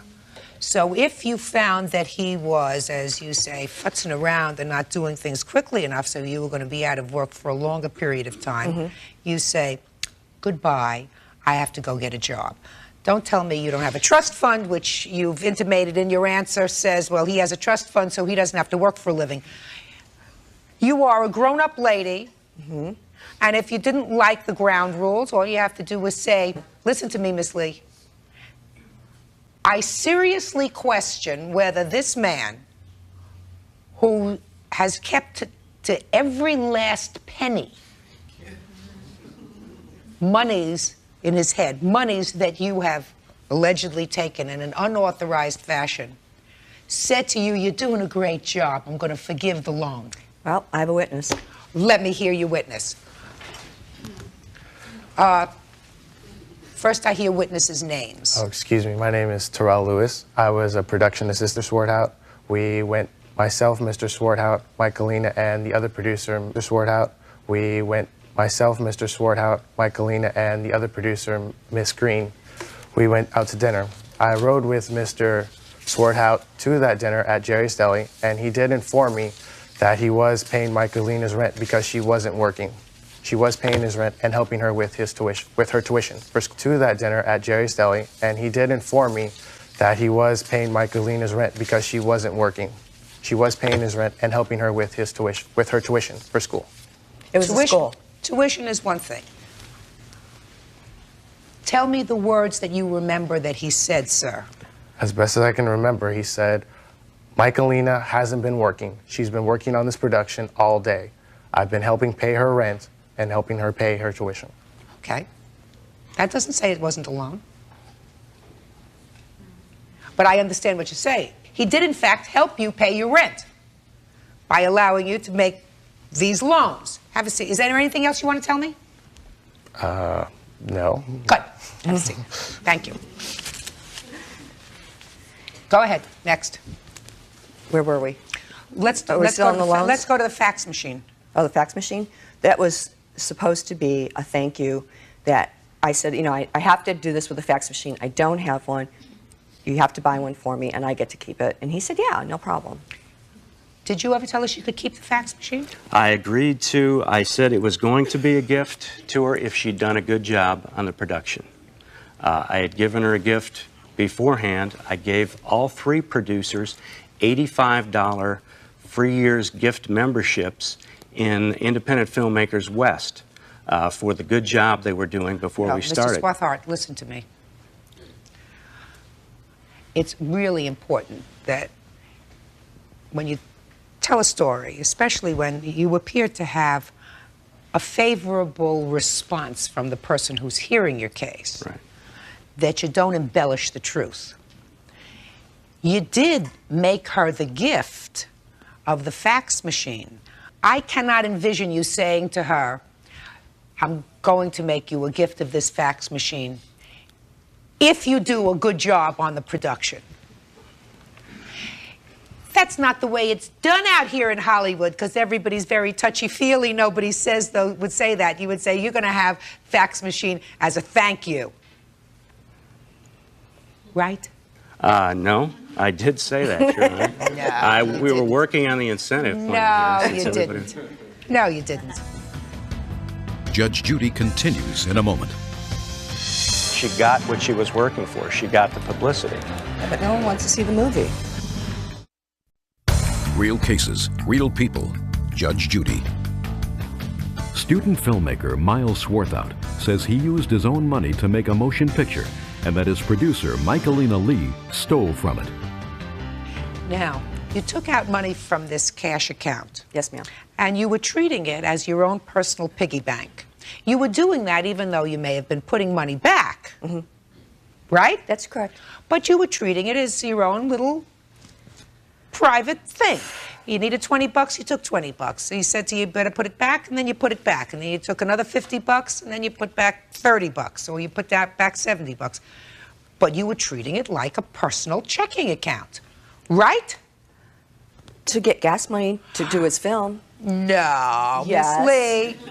Yes. Well, if you were putting it for gas money, that's a legitimate thing that you can write Yeah. off to the company. We're not talking about that. We're talking about if you needed pocket money and you were a little short, you took out money and then you put it back. Well, maybe a little bit. Yeah, sure. All right. Little teeny bit. Miss But Lee, most of it was Miss for Lee, gas money. Miss Lee, the problem is when you take out a little bit, you see, and you're not 100% pure because you are using it in an unauthorized manner. Put your hand down. And you also feel as if, listen, they're using my apartment. My car. They're using your car. My phone. All with your permission. Right? The permission was only given for the first couple months. It went on for 6 months. Say goodbye. I couldn't. I was enrolled in the class. Say goodbye to the class. Say goodbye. I mean, you're not a 20-year-old student. Say goodbye to the class. Say goodbye to the project. That's what happens when you make a film, Miss Lee. I mean, I'm not a professional in this industry, but you hear all the time. Right, Judge, Bert? It goes on, and the budget was $1 million, then it turned into $30 million, then it was $30 million, it turned into $100 million. It was supposed to take 6 weeks, it took 6 months. The next film I did came in on time and on budget. Well, you must have been dealing with some genius because it never happens. He was normal.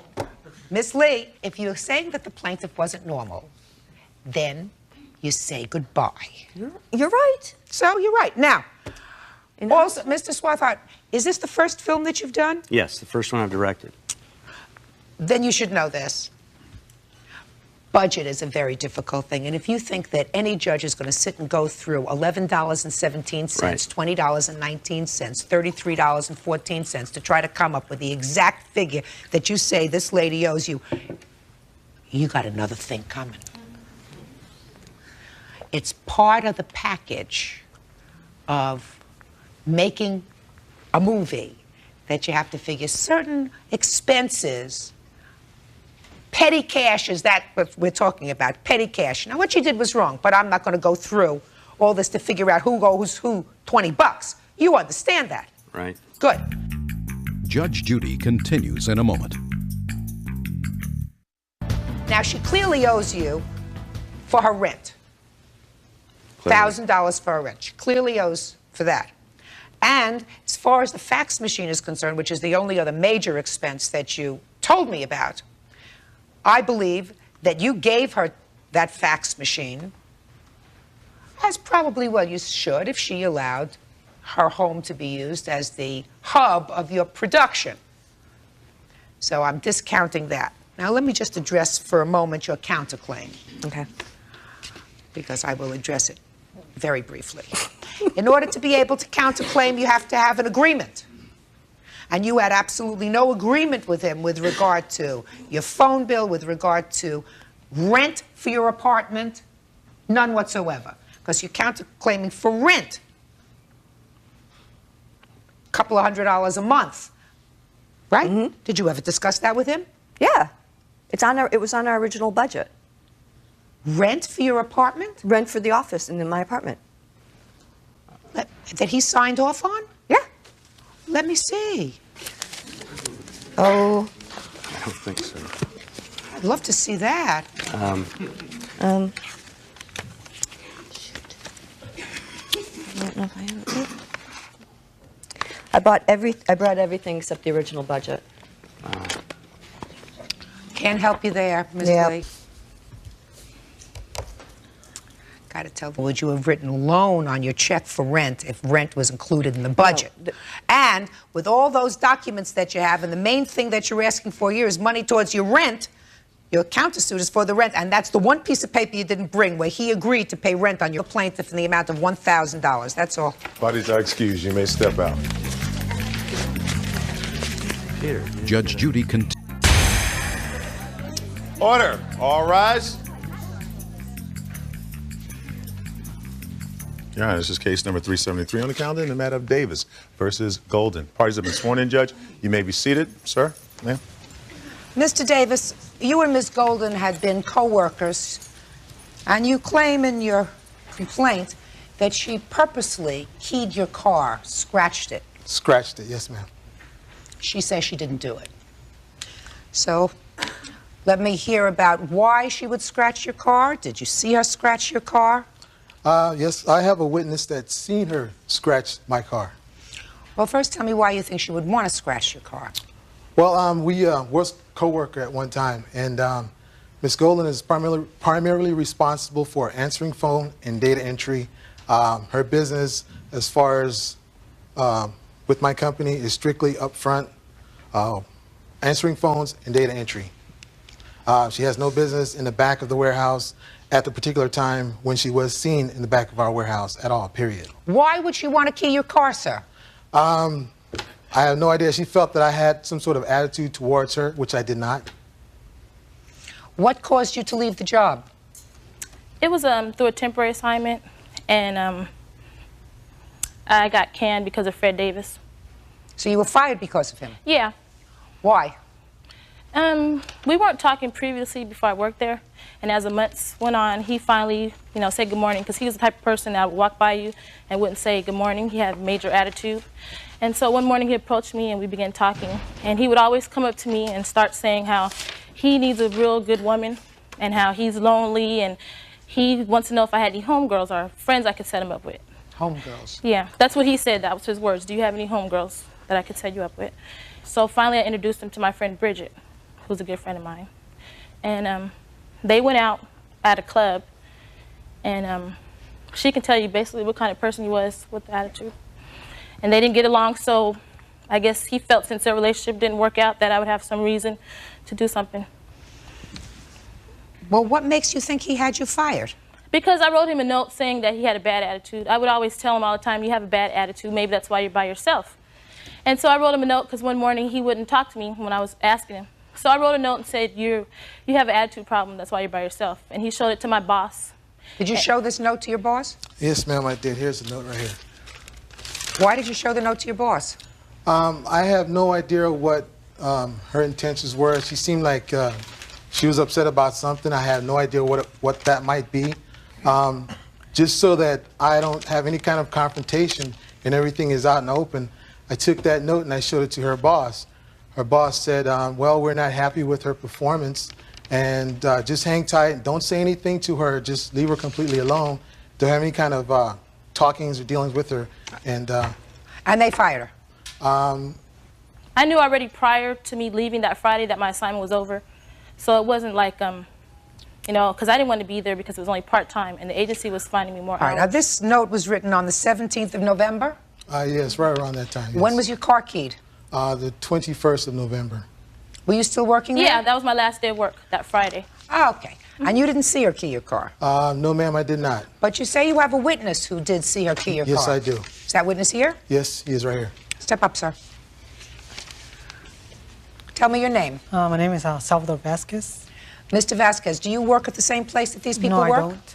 Where do you work? I work behind his company. I was around the area on lunchtime. I get off at 11:45 to 12:30, and I saw this lady around the time pacing in the back of his warehouse, like 3 or 4 times, and she decided to walk around to his car. But I didn't see her doing it, but I saw her around there, and then she left. So, just a second. So you didn't see her do anything except be there? Be there around his car. Did you see her do any hand motions, or did you just see her there? I saw her there. That's it. I have something. Yes. Can you tell me what time he said that happened? You said it was lunchtime. Like around, it was around, I get off 11:45 to 12:30, but she was around there around 12. Okay, because at this time I usually go relieve the receptionist from the switchboard from 12 to 1. So I was at the front desk relieving her for lunch when that happened. Do you have a car parked in that lot? No, I parked my car in front of the building because they have parking for the employees, and I just decided to park on the street for the whole entire 4 months that I was there. Had you ever seen her before? No, that was the first time I saw her there. How did you identify her? Well, she was like, her hair, like, you know, like down, tight, and then she was wearing like a sweater and then something black, like a skirt. I was seeing her like looking back and forth, walking around for a while. But So, I didn't know what she was looking for. Did you see her face? Yeah, I did. But she like, you know, round face, black, you know. When was the next time you saw her? No, that was the first and last time I saw her. Now, if you look at her now, is this the same lady that you saw? Are you positive of that? Yeah, I'm positive. Now, I want you to look at her. Are you positive that this is the same lady that you saw? You don't know. Just, sir. Yes. Very important. Yes. As you're standing here today, you're looking at the defendant. Is this the same person that you saw in the parking lot that day? Yes, ma'am. You sure about that? Yes. Okay.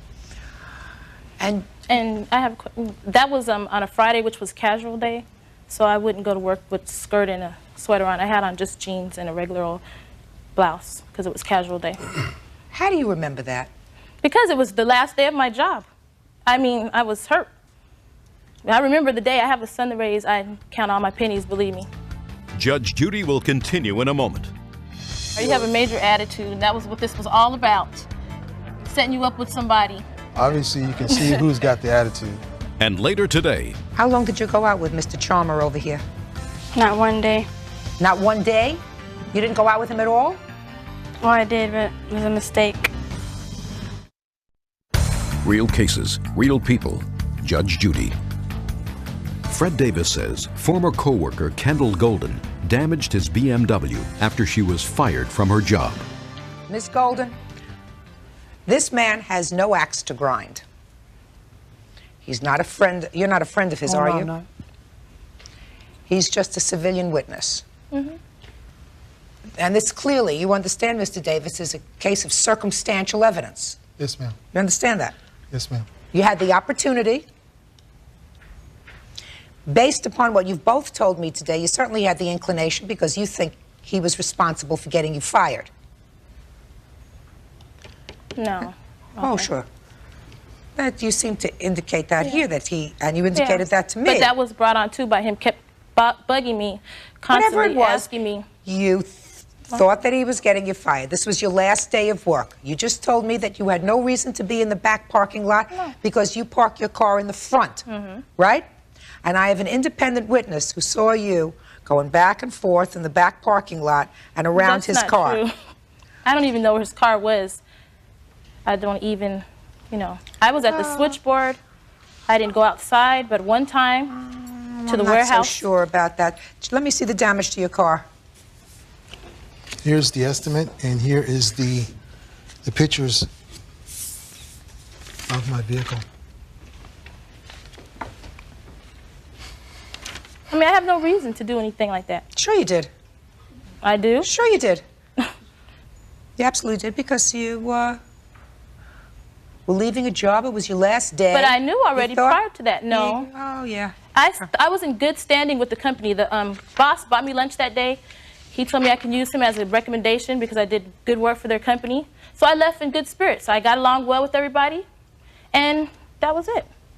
I never got into any altercations at all with anybody there. I'm going to ask you one more time, sir. Yes, ma'am. Is there any question in your mind that this is the lady that you saw? No, no question at all. No question at all? No.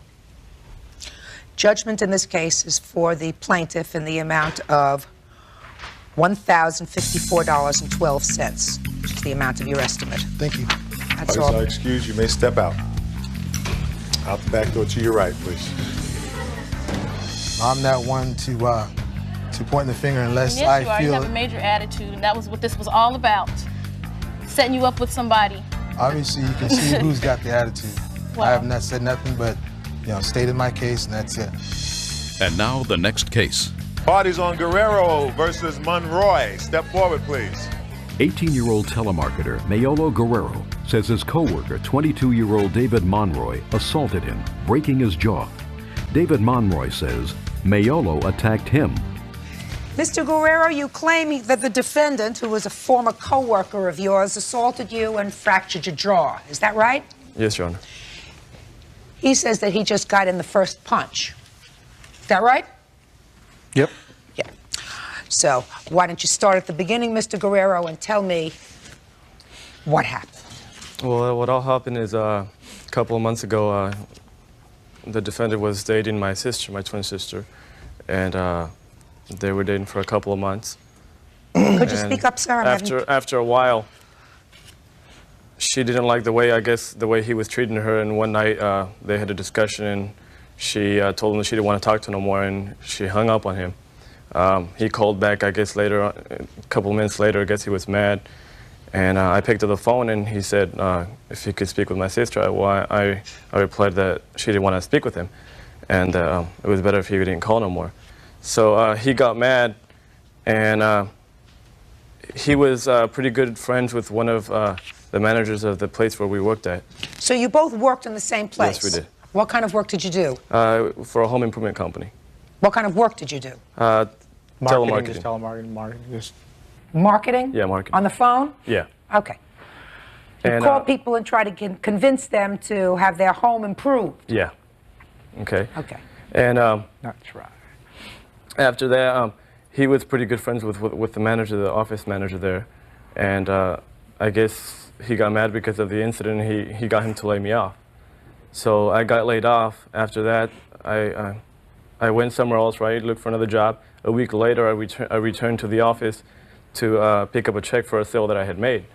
And when I finished, talking to the office manager, As I was leaving the office, Mr. Monroy approached me, and he asked me if he could talk with me for a couple of seconds. So I said, yeah, it was fine. We were walking out, and as he was on my left side walking, and all of a sudden we got to a hall, and as we got to the hall, he came behind me, and out of nowhere he hit me on my right side here. I then fell down. I hit my head against the wall, and then he yelled something about I've never done something about how he never did anything to me, and then he took off. I went to the hospital to see if anything was wrong with it, and they checked it out, and they said it was fractured, and I was in there overnight for 2 days. I couldn't return to work because my jaw was wired shut for 3 weeks. I'll look at your medical bills in a minute. Okay, so let me hear your version of what happened. Over here. Well, what happened was that we used to work at a different company before, and then I went to this other company, and I decided to get him a job over there because I was trying to help the guy out, whatever. And I was seeing his sister, but I was seeing other females as well, you know what I'm saying, and I kept that all open. And he didn't like that because he'd hear about my stories and da-da-da. And No. And, not yeah. We're not watching Seinfeld, sir. This is a court. Yeah. All right? I mean, so, all right. no, Mr. Anyway, Monroy, so Mr. I let Monroy, him know. try not to speak over me. You were dating his sister. Mm-hmm.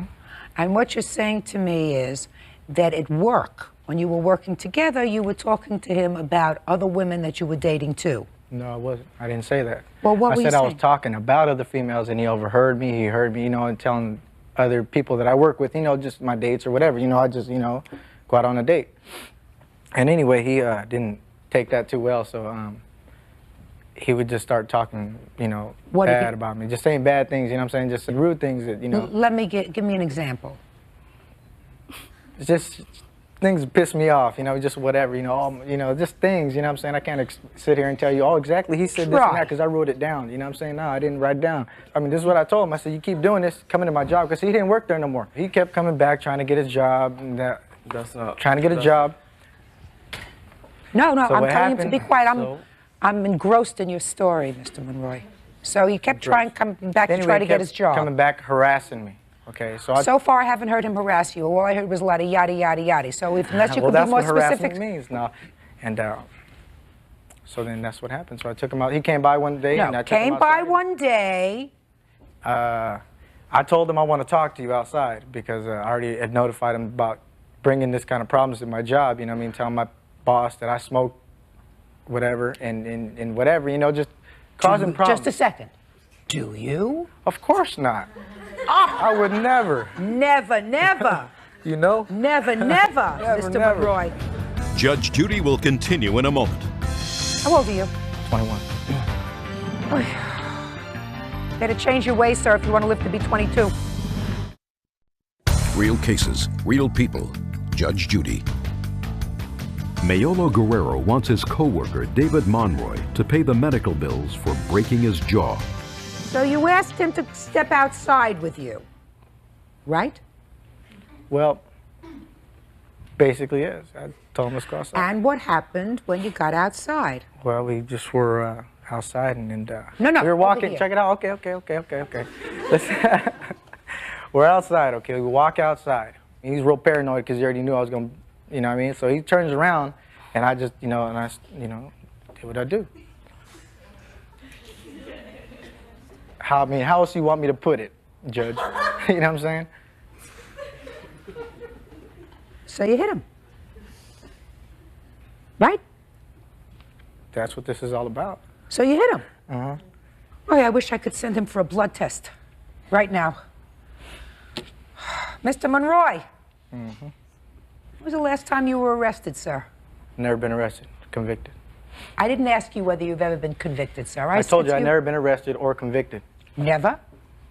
Well, as an adult, no.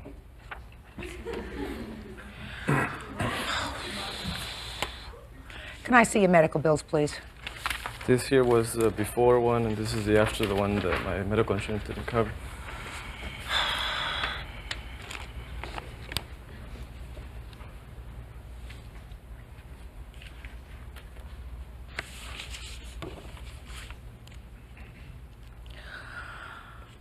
Mr. Guerrero, your medical bills that were uncovered amounted to $2,433. Is that Yes, right, ma'am. sir? Mm-hmm. They were uncovered by insurance. Yeah. Can you tell me, Mr. Guerrero, you sued for the exact amount of your unreimbursed Yeah. medical bills. Could you tell me why, sir, you didn't sue him for the pain and suffering? I assume you had some pain and suffering. I'm just curious. I did. I mean, to this point, I just wanted to get the medical bills out of the way. That was my main priority. I didn't really care if I got anything from my pain and suffering or lost wages or anything like that. I just Are wanted you to his get that. sister? Mm-hmm. Yes is an Yes. appropriate answer. Step up here a second. What's your name? Yolanda Guerrero. How old are you? 18. How long did you go out with Mr. Charmer over here? Not one day. Not one day? You didn't go out with him at all? Well, I did, but it was a mistake. I asked you, how long did you go out with him? Just for about a month and a half.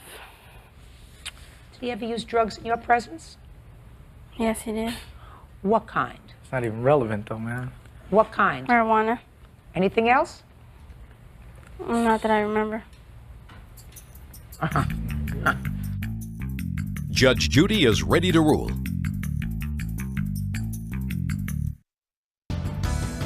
All right. You say he assaulted you. I don't know what his defense All of a is to sudden, this. I was I don't high know. when I did it too, huh? I don't know. I don't know what his defense is. I couldn't figure out from the answer what his defense There was. wasn't no defense, you know what I'm saying? He came to my job where I work at. Yeah. You know what I'm saying? And we fought, so, you know, what can he expect if you're coming to, you know what I'm saying? Coming to somebody telling him, oh, you're my sister, da-da-da. You know? How old are you? 21. Can I Better say change your something? ways, sir, if you want to live to be 22. Listen, it's not a very difficult case. The judgment in this... Yeah, this is case number 299 on the calendar in the matter of Griffin versus Edwards. Parties have been sworn in, Judge. You may be seated. As I see. Now, Miss Griffin, I'm going to be honest with you. I understand what you say in your complaint. Right. But I don't believe that this states a legal cause of action. You're suing him because you say that he enticed you to leave your home in one place in California and move to Right. San Diego because he said you were going to marry. Right. Okay. And that didn't work out, so you want $5,000. Actually, the $5,000 is for costs incurred by me after I left my job, my home, moved to San Diego, and then 6 days after I arrived in San Diego, he basically threw me out. I was ineligible for unemployment because I resigned my position. I had nowhere to live, and I had no source of income. So I left, you know, I was left basically with nothing. He promised me that if things didn't work out between us, that I could still stay with him until I got on my feet in San Diego. That did not happen. Let me hear about this conversation that you had. You met when? I'm going to say approximately about a year ago. We were just friends for some time before we started dating. And then you started dating, and it was a long-distance dating relationship. Is that right? Right. It was very short. What do you mean it was short? It was very short, a very short courtship. It was a long-distance dating relationship, though. Right. You lived in Los Angeles, and you live in San Diego. Correct? Correct. All right. So it was a short relationship before he asked you to come down to San Diego? Yes. How long? Approximately a month to 2 months. How old are you? I'm 27. I'll be 27 next week. So you know the guy a month, and he tells you what? He says that he wants me to move to San Diego, move in with him. He wanted to marry me. This is typically something that I would never do, but unfortunately I made the mistake, or the decision to do it, believing him, and 6 days later I was with nothing. I lost my deposit on my apartment because I had to forfeit my lease. I had no source of income whatsoever for food, for anything. He knew that when I came down to San Diego and agreed that I could stay there until I got on my feet. And that was the agreement. What do you mean until you got on your feet? I Till thought he I could- invited you. I thought he invited you to come down to marry him. Yes, until I got a job and was able to support myself again. So what he said was, if you come down and if you don't have a job, we'll live together and I will support you until you get on your feet. Is that what you're telling me? Right. Okay. Exactly. So what happened? 6 days later, you say within 6 days it went sour. What happened in those 6 days? Well, the way I recall it, we had a small disagreement earlier that morning. We had planned on going jet skiing that afternoon. I went and borrowed a wetsuit from someone, and I came home. There was a locksmith there, and all of my things were in trash bags in the middle of the living room. What happened? Didn't go exactly that way, Your Honor. Well, right from the very beginning, she said to me she was very dissatisfied with her job or living in LA. All of her friends were in San Diego. She had no friends in LA. She didn't like LA. Had you lived in San Diego before you moved to Yes, Los I had. Angeles? About a year before that. Okay, go ahead. She asked me my opinion, and I said, you should come to San Diego. And Look at me, sir, not the floor. I'm sorry. Excuse me. I suggested that if she wanted to, she could stay with me while she looks for a job, but not, it wasn't indefinite, it was temporary. Had you discussed marriage? No, absolutely not. No, no. He even told me that he saw a ring that one of his best friends, I believe his name was Luigi, that he gave to his wife. He said, how does 2.5 carats sound? The sooner I get a ring on your finger, the happier I'll be. Let's go to Vegas tomorrow. I mean, Your Honor, this is... that's untrue. Judge Judy continues in a moment. I was literally in fear she was going to poison my food or something or ruin my...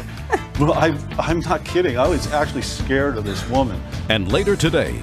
Did you ever hear the expression, it ain't over till it's over? I guess. Did you ever hear that? Yes. It's over.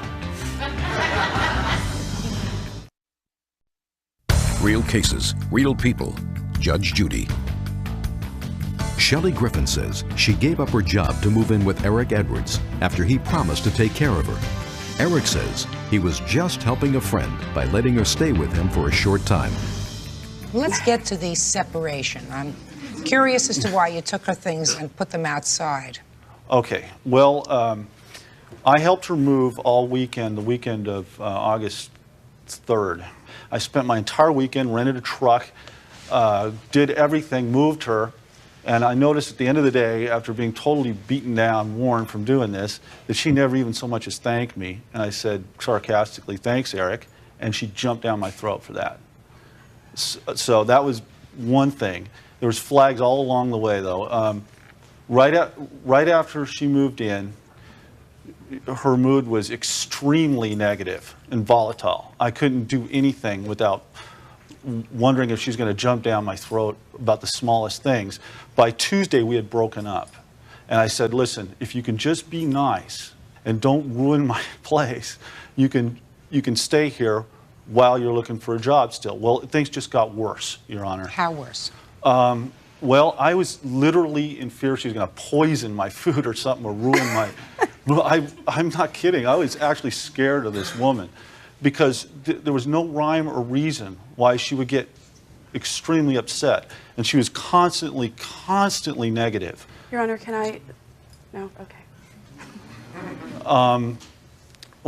Finally, we were split up, and I decided, okay, I'm going to try to make the best of a bad situation here, and I took her out platonically out Friday night to get some food and go to a club and stuff.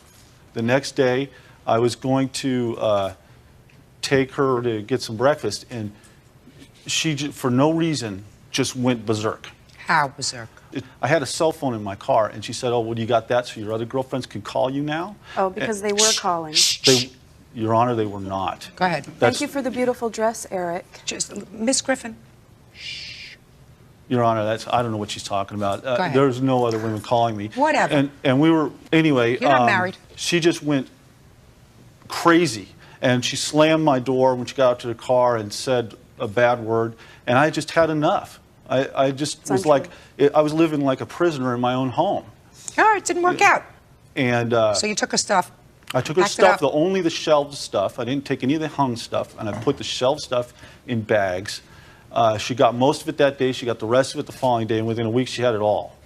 Okay. So, Ms. Griffin, It's obvious to me that he's delusional. Miss Griffin, it doesn't make any difference whether he's delusional or not. You don't get compensated for making a bad mistake. May I say that the day after he threw me out, I called him, and the woman that had called me the week that I was there, while he was out running around during the day, and said, "Is Eric there?" "No." "Would you tell him thank you for the beautiful dress? I love it." So I confronted him with, her name is Sally. She said, "Tell him Sal called." The day after he threw me out, I called there. It was quite late at night. She picked up the other phone. She was there. So what?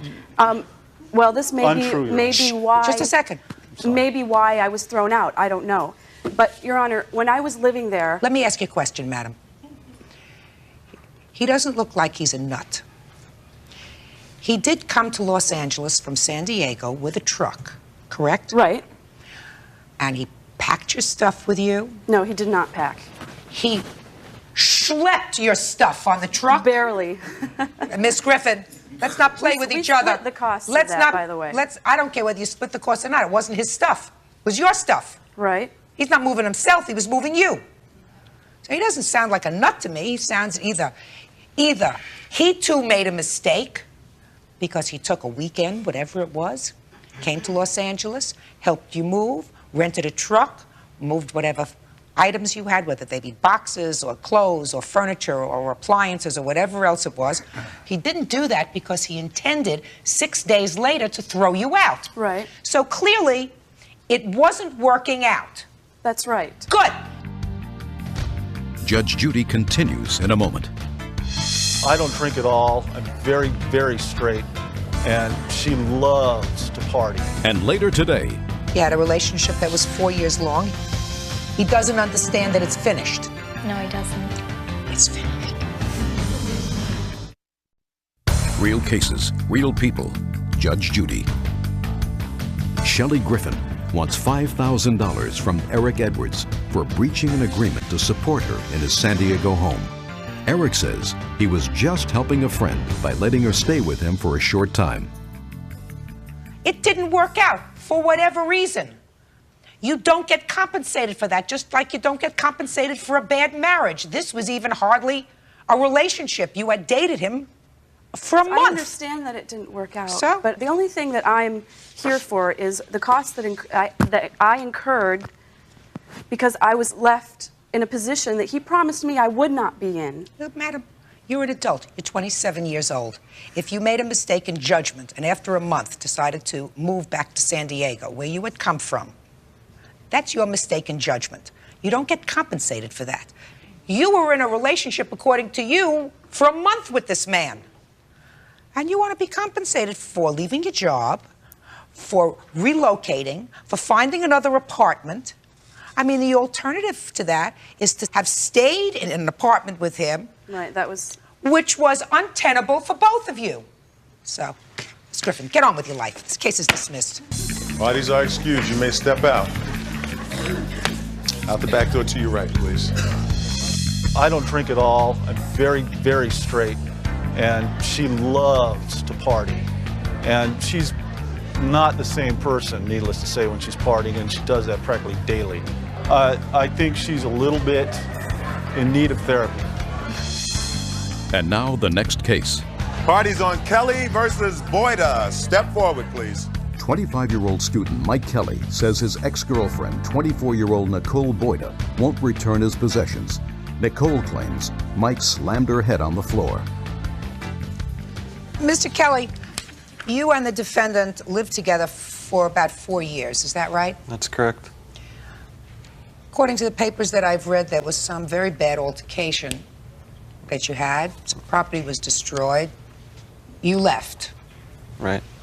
You got a restraining order. Yes, I did. And when you left, there was some property in the defendant's possession that you say is solely yours. That's correct. All right, Mr. Kelly, tell me about the altercation and the property destruction. Well, to start, we had a really good relationship for quite a long time. Leading up to this, we hadn't been getting along for, I'd say, about a year. And what we had decided to do, or I guess what it came down to, is that I would move out and leave her the apartment that we were both living in. within a matter of about a month, I found a place and moved out. And about 2 weeks later, I had come back to get a motorcycle and some other belongings. Okay, so you came back after 2 weeks to get the rest of your stuff. Right. What happened? I was trying to talk to Nicole. I knocked on the door. She came out. We talked for just a second, and she went back in. And I knocked again. She came out. After about the third time, I was just aggravated. There's belongings of mine in there, and I kicked the door. It broke, and I left. And I found out later that I broke it pretty well. Okay, that she had to pay for. Yes, she did. Okay. It was because of that incident that you got a restraining order? Yes. Well, there was a lot of abuse that led up to me asking Mr. Kelly to leave. What kind of abuse? Well, there's one incident around December of '94, which I have medical reports, where he slammed my head into, we lived in the basement, so it was a cement floor covered by carpeting. When I asked Mike to leave, it was the end of, it was the first week in February. I asked him to leave in a month. I gave him a month. Of '97? Yes. Well, Miss Boyda, you just told me about something that happened in 1994. You don't expect to drag up all those things that happened in 94, 95, 96, 97, and expect to be compensated for them now, do you? Well, most of the compensation has been from the time that the door was broken until this point. On the time he broke the door, I got the restraining order, and he continued to contact me after that. As a matter of fact, I received a postcard in the mail yesterday from Mike. That said what? Would you like me to present it to you? Yes, I would. Okay. And I also received a card from him right before the case. I'll see both. The reason I keep having communication is that I care about her, and there was a really good friendship there that was lost, and I wish it hadn't turned out like this. And Well, I'm looking at this postcard. I mean, this isn't a threatening postcard. He's really professing nice things to you, right? I don't see it that way. Pulsing through my veins as if caffeine, that scares me. Well, this is the way you hear it. That this isn't a threat or a nasty postcard. Okay, let's take a look at number 2. But listen to me, Mr. Kelly. Did you ever hear the expression, it ain't over till it's over? I guess. Did you ever hear that? Yes. It's over.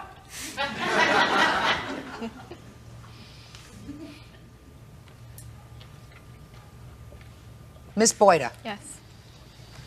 This is a lovely card. It is. It's a card from somebody who still professes to have very strong feelings for you. And there's nothing threatening about it. So, you had a relationship that was 4 years long. He looks like he's a pretty decent person.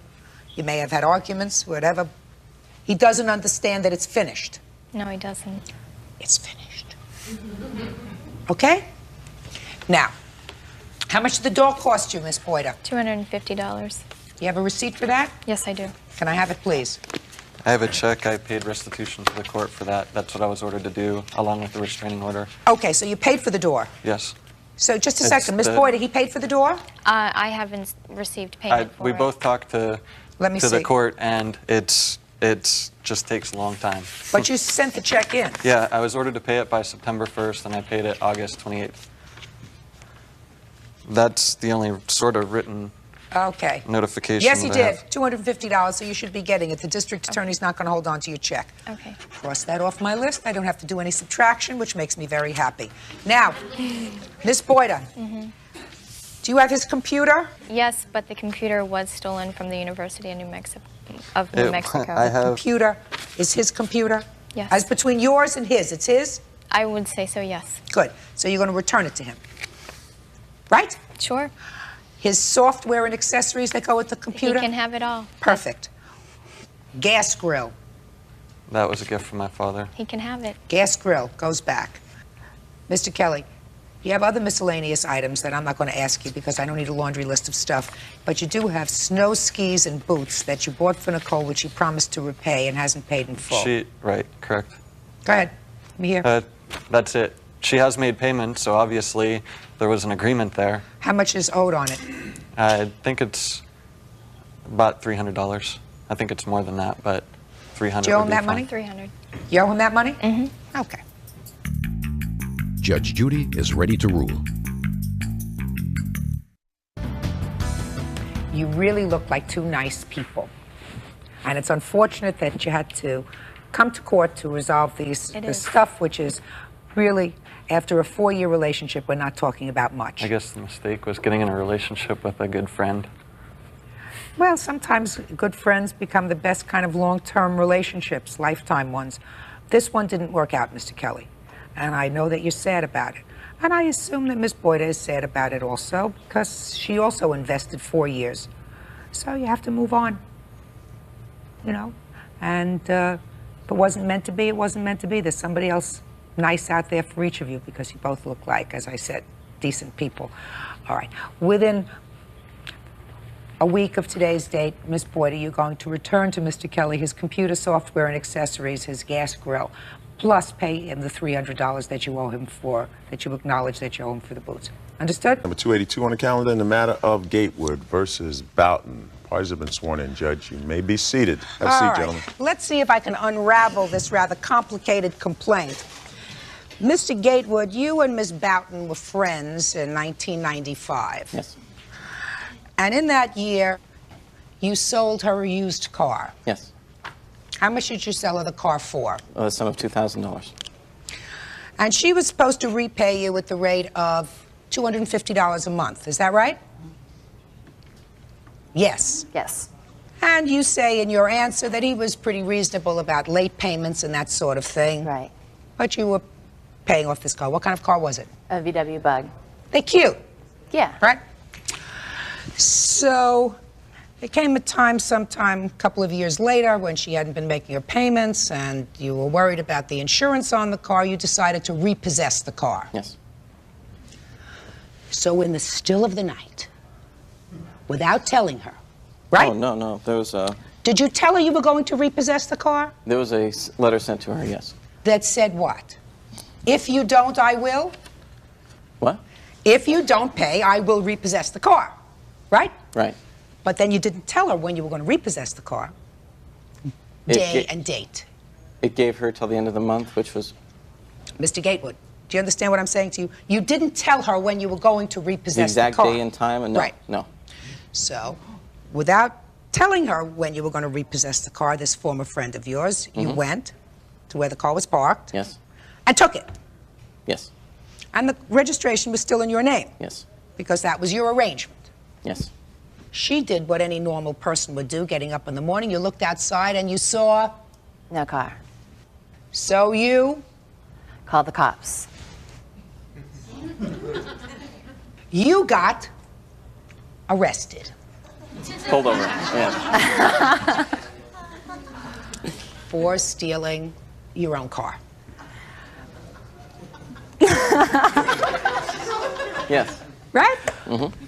What people do to each other and to themselves. This is really so fascinating. I was fascinated when I read this complaint. Now, ultimately, it was okay because you spoke to the police and were able to convince them that it was your car. Yes. How long were you in custody? About an hour and a half. Was it scary? Yeah, to say the least. You ever been arrested before? Never. I've never even darned bracelets. What? Did they actually put you in handcuffs? Yeah, I was on my knees and they put me in cuffs. Tell me about that. I'm really curious to know.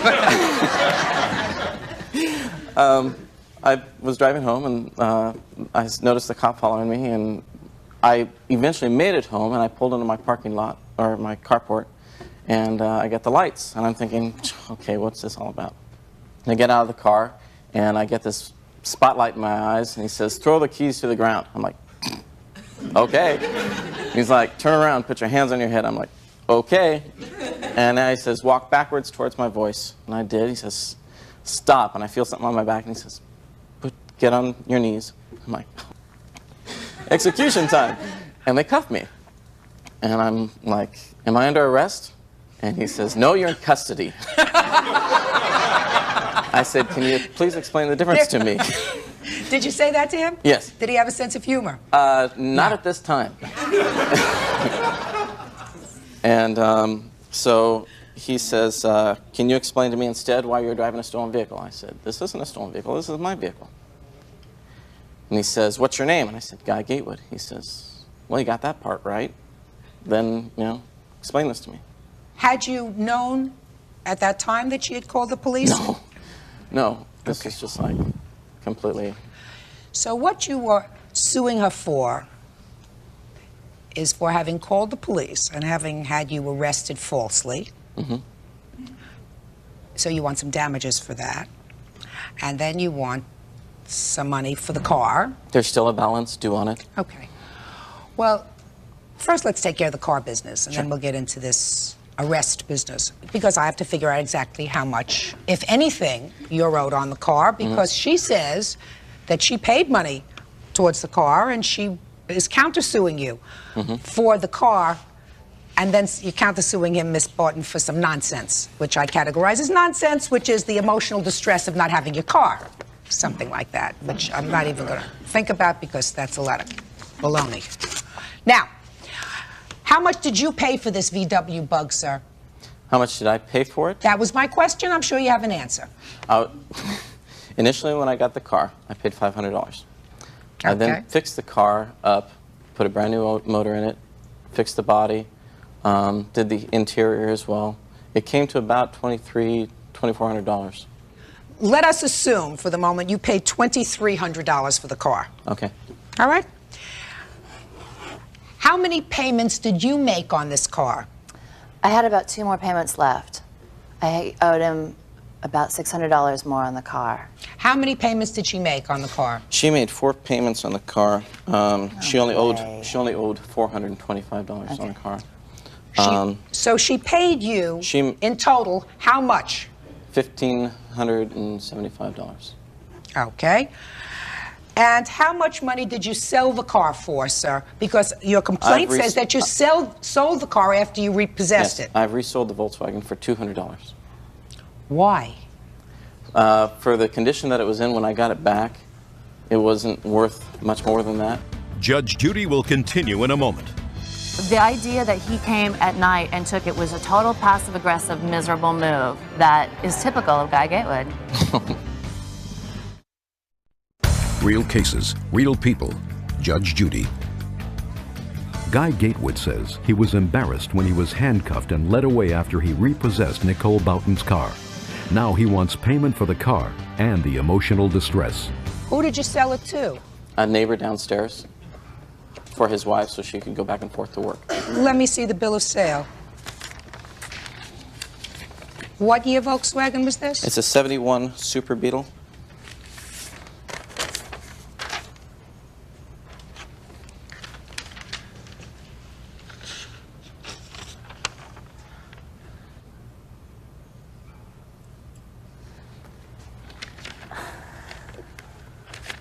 Mr. Gatewood. Yes. You were driving this car when the police pulled you over. Yes, I was. Where were you driving it from, sir? I was driving it from Shooter's Bar in Huntington Beach. What is the distance between this barn and your home? 2 miles. And how long had you been driving the car from the time you repossessed it until the time they repossessed you? It was stored most of the time. Maybe 2 or 3 times I took it out to keep it running. I also have another Blazer and a motorcycle that I use frequently.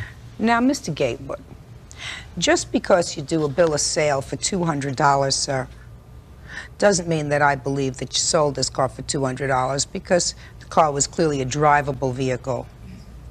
Drivable vehicle, cute little car, almost vintage, you know, 71 VW Bug. Was a convertible or not? No, it's not convertible. So just because you wrote $200 here doesn't necessarily mean I believe that you were paid $200 for it in total. I'm not the only signature on that statement.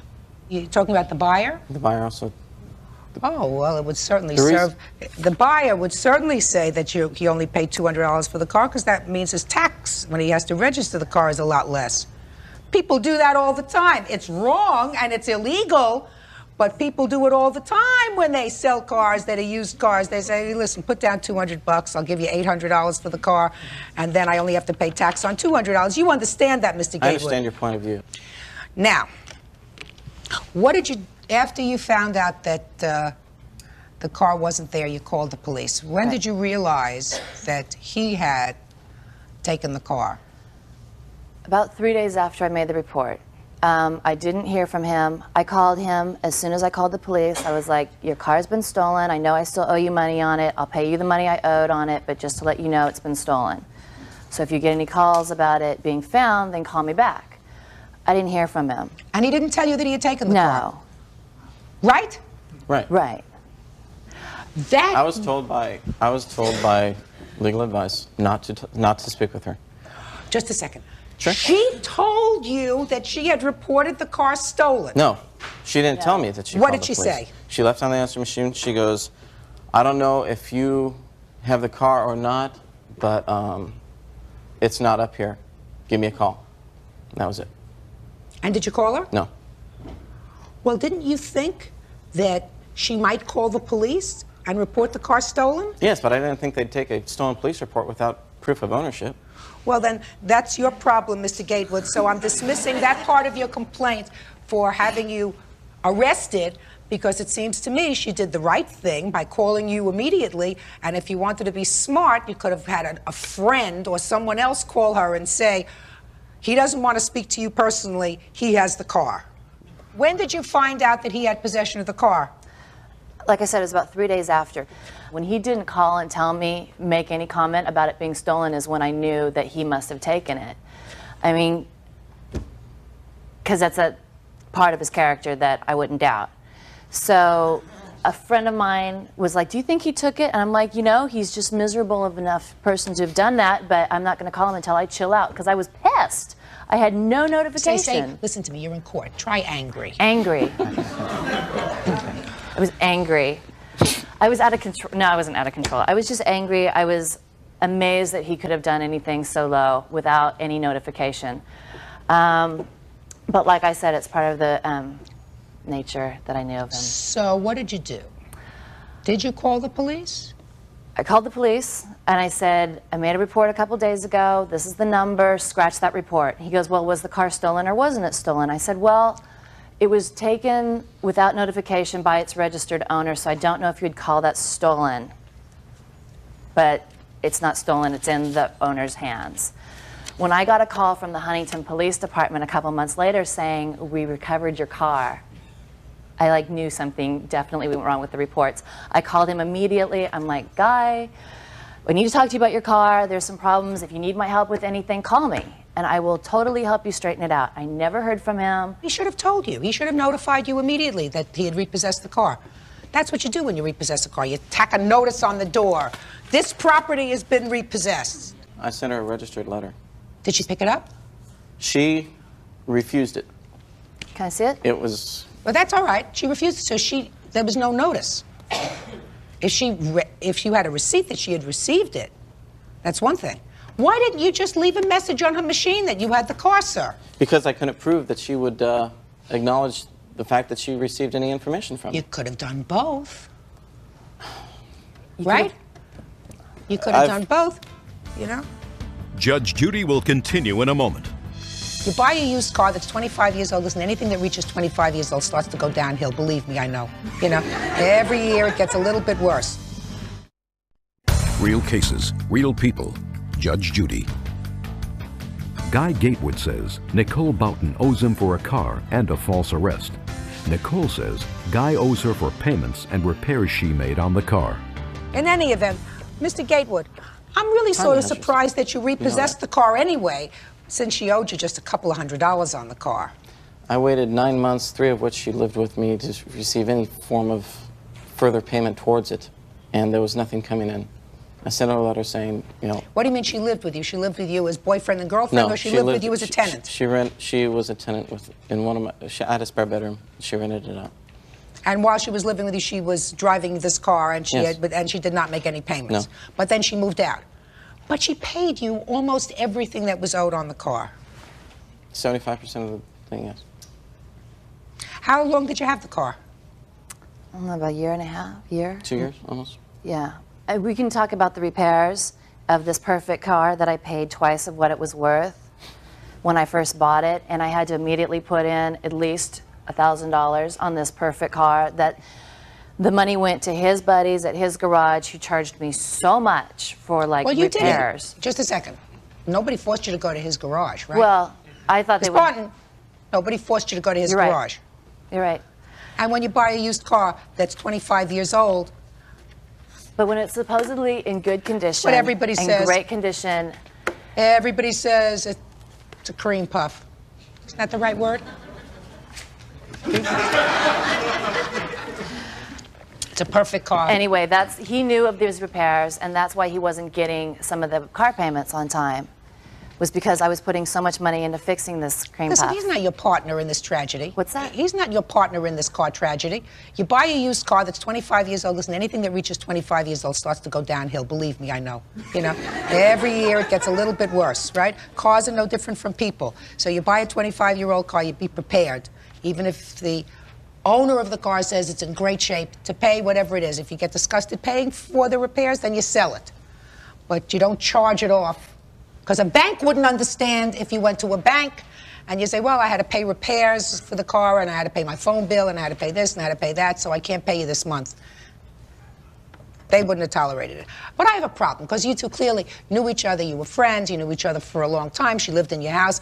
And Mr. Gatewood, I don't understand why you treated this in nothing more than what apparently is an arm's-length transaction by going and repossessing the car, not notifying her immediately. Not notifying her immediately. Even if you send her a registered letter, that takes a couple of days to get there. Any normal person coming out of their house, not seeing their car, would call the police. Then you are at risk, sir. So you caused that problem yourself by repossessing the car without advising her that you were going to do it, or at least repossessing the car at midnight, tacking a notice on her door. I have in fact repossessed the car. If you have any problem with that, I'll see you in court. Whatever it is. But you didn't do that. So if you got arrested, that's your problem. So that part of your lawsuit is dismissed. And the only thing that I have to try to figure out is who owes who money for this car.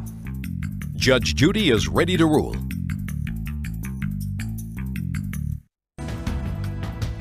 Now, you have any proof that you paid $2,300 for this car?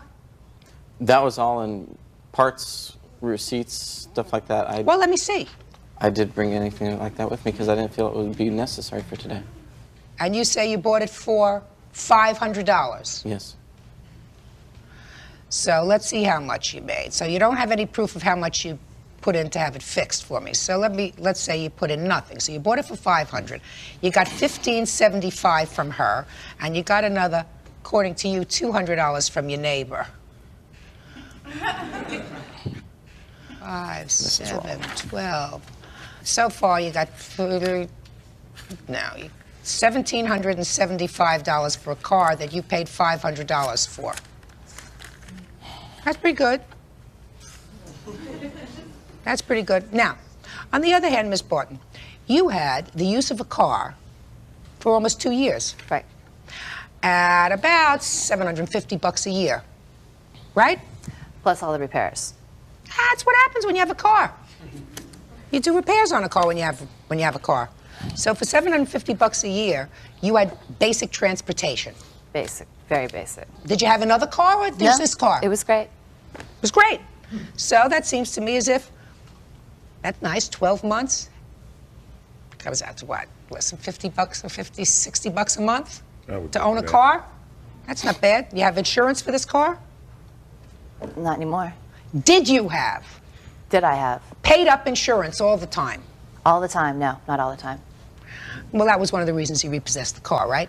I don't know. Just a second. He had more excuses for taking the car. Let me ask you a question. No, he's very clear in his complaint. He says he was concerned because the car's in his name, and you told him you didn't have money to keep up the insurance. So he was afraid if he got into an accident in this car, they were going to come and take away his other car and everything else that he owns, right? So you didn't have insurance on the car, okay?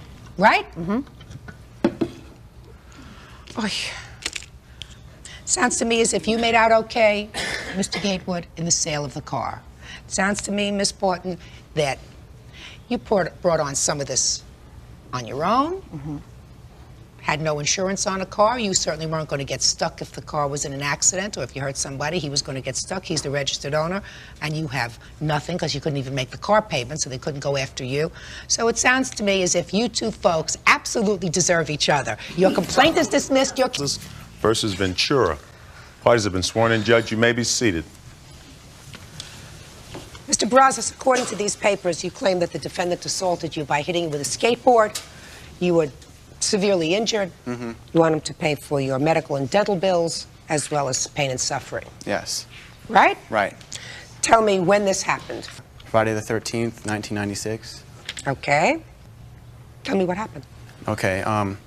First, we were having a party at my house, and he was there. Who's he? Jimmy's brother, I believe. That's his brother. This young man here. Yes. Okay. He was there, and he came and peed on our lawn. Some of the party goers at the party didn't like it, so they confronted him and said, "Why'd you do that?" And I guess there's some push came to shove, and they started fighting, and they chased him off the lawn. And The then, brother. Yeah. And then he came back shortly later, about 10 minutes later, with Jimmy and about 20 people, and they're all wearing white tank tops and had tattoos and shaved heads. Some were holding pipes and bats, and there was about 10 people left at the house having the party with me. And then all of a sudden, him and his brother rushed the house. Jimmy was one of them. Jimmy grabbed a skateboard, hit me in the head, and I fell to the ground. And he walked away, and I walked to the next house and went and got treatment for my mouth. Was he arrested? No, he wasn't. Well, he was at one point arrested because there's a criminal trial going on. Yeah, Is that right? Later on, I think about 4 or 5 days later, he was arrested. Did he come to be arrested? Did you identify him? Yes. I went down to the police station and picked this picture out and a list of people. Okay. Yes, sir. Okay. One night, on Friday the 13th, okay, he had a party, he had 2 kegs and 4 bands. My brother was supposed to go out to the party because he was invited by my uncle.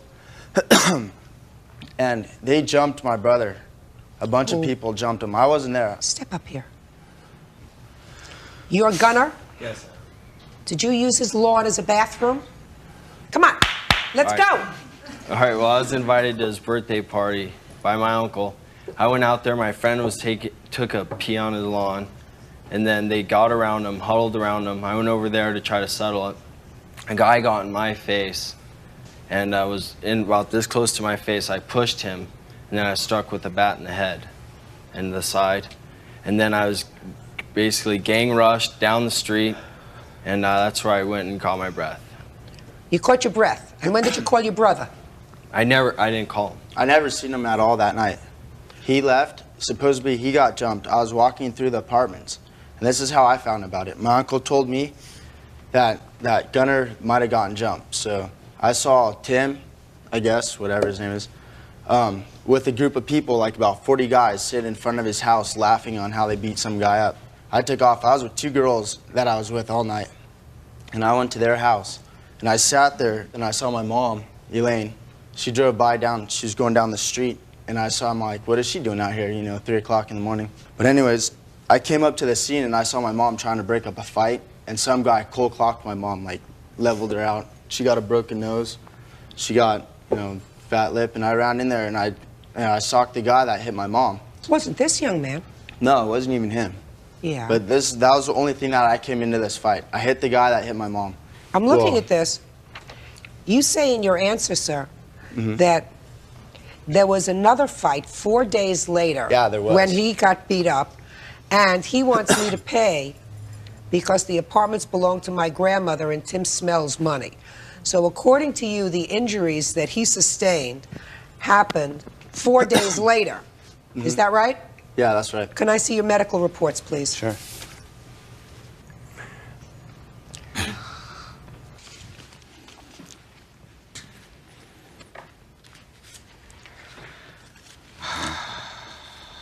The statement that you make here is that he got beat up 4 days later. Yeah, he got beat up 4 days later. He got beat up 4 days later, and he wants you to pay for it.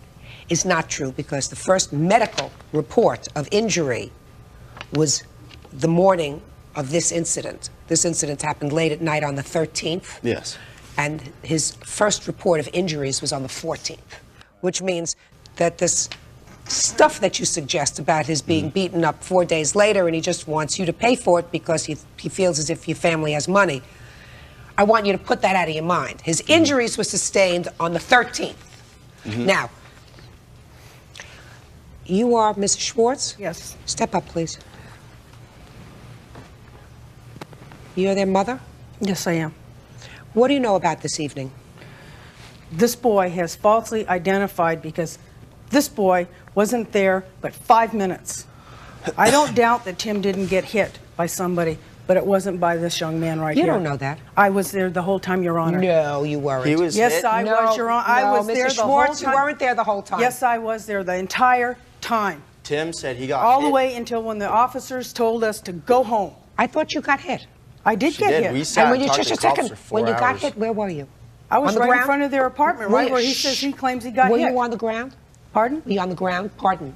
But Yeah, not the entire night. I didn't was say hit. on I was the entire knocked night. out. I said down. Were you knocked down? Yes, I was. So when you were knocked down, you were on the ground. You didn't see what was going on all around you. No, but I wasn't down for that long of a Mr. time. Schwartz. Judge Judy continues in a moment. So for one, I didn't hit him, but anyways, if you think about it, can you run 20 feet with a skateboard and have a skateboard truck and only chip 1 tooth? Can you do that? It's quietly impossible. Would you believe this? You missed the point, sir. Real cases, real people. Judge Judy. Timothy Brazos claims Jimmy Ventura injured him when a party erupted into a neighborhood brawl. Mr. Schwartz, what I'm telling you is, you did not see what was going on around you all the time. That doesn't mean that I am yet convinced that this was the person who hit you, sir. And I don't doubt the fact that you got hit. Because in your complaint, you say, because I read it very carefully, my back was turned to him when I got hit. Well, I meant my side. You know, I was like, What I you was meant, like this. sir, in your sworn complaint and what you wrote, then are two different things because you swore to this. You want to see it? No, I know what I wrote. You said, the reason I should win is I did not hit him at all. My back was turned to him when I got hit. Well, yeah. I mean, my side was turned to him. I'm more like my back. As I got hit, I could see who hit me. You mean, sir, listen to me. And I'm not saying that it definitely was not this young man. You have just told me that you never saw him before. That night was the first night you saw him. That there was a lot of confusion going on because there are lots of people out there, 40 people from your side, from the other group's sides, and there are a lot of people, a lot of commotion. According to your own statement, you'd had a couple of beers that night. You didn't want to get blotto drunk, but you'd had a couple of beers that night. So you'd had something to drink. It was late at night because the party was in the process of winding down. And your back was turned towards the person who hit you. So what you're telling me is in the split second that you turned around, you saw this young man, and you are able to 100% say to me today, you are absolutely positive that this was the person who assaulted you with the skateboard. Yes, because after he hit me, I saw who it was. He walked away, and I saw him. He walked away. You fell to the ground when you were hit? I fell to my knee and my arm. You fell to the knees in your arm, and the person who hit you... He was standing right there waiting for me to get up. I didn't get up for about 3 or 4 seconds. Oh, you didn't tell me that before. You said they were walking away. Why would they be standing right over you? To see if I'd get up and probably attack him back. Because he'd probably want to be ready if I would do something like that. But that's not what happened. He was right there after he hit me. He hit me. I got up. As I was getting up, I'm looking at him the whole time. He's standing there, you know, kind of backing away. And then he just goes off in his way, and I run upstairs in the house. My brother saw that happen. Did you have skateboards in your house? Yeah, they were on the lawn. It'd be very easy for him to grab one and hit me. I know for a fact it was him. I'm not sure. I'm positive. I'm 100% positive. Okay, he says that I hit him and I took off.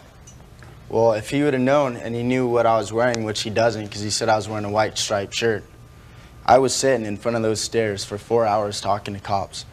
And that's not what he was wearing. And if he's And that's so not positive, what I was wearing. When he Your said Honor, in court, he's all, I saw him, he's wearing a white shirt. I was not wearing a white I shirt. never said he was that wearing a night. white shirt. I said he was wearing a striped shirt. you said it's in your testimony in the criminal That he was wearing a case. striped shirt. Listen to me. It says a white After striped this shirt, happened, t-shirt. That's wrong. After this happened, We've Well, got that's the what he said. transcript. after this whole Should've brought it. altercation, were you sitting, you say you were sitting and talking to the police? Mm-hmm. Yeah, I sat Hey, there Mr. for 4 Schwartz, hours. stop it. I'm talking to him. You say you were sitting and talking to the police where? Right on the stairs. We sat down right when my mom got hit. I showed up right when she got hit. I wasn't even there before when the fight started. I came up when the fight was already going on. I came up and I saw my mom get hit, and I hit the guy that hit her. I got maced. We both sat down on the stairs, supposedly where he says he ran up the stairs, whatever. I sat there. We were sitting there, and the fight was still increasing. I was still sitting there. The cops come up. My mom had she had like blood coming from her nose, and she had a fat lip, and so we were sitting there, and she was getting taken care of. The ambulance came up, and we were talking to him, and we sat there for 4 hours. Judge Judy continues in a moment. It doesn't make sense to me that our own son struck her, sir. Common sense would dictate to me that that did not happen. In the case involving Mrs. Schwartz and her sons, there was no common sense involved. Real cases, real people. Judge Judy. Timothy Brazos is suing Jimmy Ventura for injuries suffered during a neighborhood brawl. Jimmy is countersuing for pain and suffering, loss of education, and financial hardship. Did they ever apprehend the person who hit you? No, they didn't. Yeah, we tried to tell my We mom, tried to tell them who hit me. and they would not listen They wouldn't to us listen. at all. That sounds very peculiar to me. This whole thing is peculiar. No, just a second. That sounds very peculiar to me. I mean, here you have a woman who's in charge of a building complex, who apparently is injured when the police arrive, and the police will not take your complaint about the person who hit you? No. All they kept saying is their side, Tim and his roommates, kept saying that Jimmy was the one that hit me. And I was trying to convince... Jimmy was the one that hit you? Yes. You mean your son was Yes. the one who hit you? That's what they were, that's what they were trying to saying. say. They try to say, That's what they were saying the whole night, that Jimmy's the one who hit me, not Tim. He hit me. And the fella that hit me, if he's so sure it was Jimmy, Just a minute. then who I'm sure Did has hit anybody me is him. suggest to the police Because the boy that- that hit me was that boy's size right there. No, Mrs. Schwartz, this boy didn't. He didn't hit you. Come on, The get boy it together. that hit me was as tall as him. Good. But I won't 100% identify him because I didn't see him. It happened too That's- quick. But it that's was right. he was a tall, big boy. Okay. Did anybody suggest that this woman was assaulted by her own son? No. Huh? No. It's in the police Did you? report. Let me see I the didn't police suggest report. it. I didn't bring it. it should have been Well, all of them. because You're the father. Yes. You know anything about this? Yes. I'm going to hear you. I just recently retired from the Los Angeles Police Department, and I had contact that night with my son, and then I contacted Lewis Martin, who's the detective handling the case in Santa Barbara County Sheriff's Office. And as she stated, there were independent wits from the commotion that was going on outside that did, in fact, is in the police report that she was struck by her own son during the melee. Oh, just a second. Just to let you know that part. No, you can't let me know that. I don't know that. I don't know unless I hear a witness who saw it. Okay. Do you understand? Yes. I Because you understand that. Yes. And it doesn't make sense to me that our own son struck her, sir. Common sense would dictate to me that that did not happen. In the case involving Mrs. Schwartz and her sons, there was no common sense involved. Oh, I believe that there's common sense and logic involved in this whole thing. I believe that there was a party. Yes. I believe that this young man came uninvited. I believe that he brought somebody else with him that was also uninvited to the party. I believe that the other person he invited to the party went outside, either with him or without his assistance, and urinated on the lawn right in front of the house. I believe that there was some altercation. Yes. Because there were some guests at the party that were irate at what they saw because here were uninvited guests using the front lawn of your home as a toilet. Clearly inappropriate. Yes. I even believe he probably got roughed up a little bit and went home and got a whole group of people, probably Included in that group was his brother, who came back to the house, looking for nothing but trouble. So far, it's as clear as a bell to me. The only thing that's not 100% clear to me, sir, is whether your son could make an appropriate identification. I can clear that up. Hmm? I can clear that up. Go ahead. Okay, before this night, I've never seen him before. I would have no reason to pick his face out of a 6-person lineup. I'd never seen him before that night. How would I go into the sheriff's station and pick his face out of a lineup, even if I've never seen him before? And if he's not the one, you know, if he's the one who hit me, I'd pick him out for sure. You know, well, how long have you been living in that complex? At the time, about a month. He never came by before, ever. Had you seen him before? Never. That's not true. The other brother.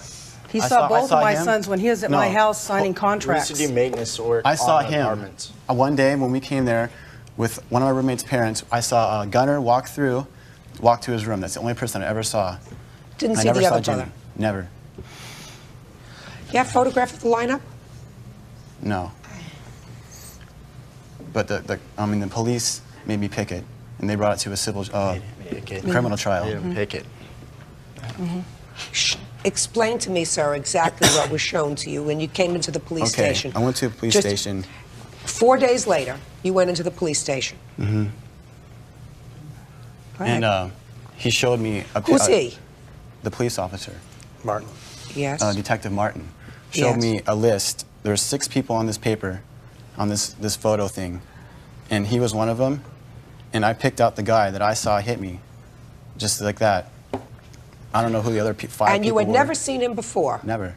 For one, I didn't hit him. But anyways, if you think about it, can you run 20 feet with a skateboard and have a skateboard truck and only chip 1 tooth? Can you do that? It's quietly impossible. Could you believe this? Judge Judy continues in a moment. You missed the point, sir. No, that's what Either they have convinced me by a preponderance of the evidence that you were the one who hit him, or they haven't. And whether his head got cracked open, or whether he chipped 1 tooth, or whether he doesn't have one of his own teeth in his mouth as a result of that is really not the issue. The issue is, did you hit him? No, I didn't hit And him. quite It's a lie. frankly, he has convinced me that you did.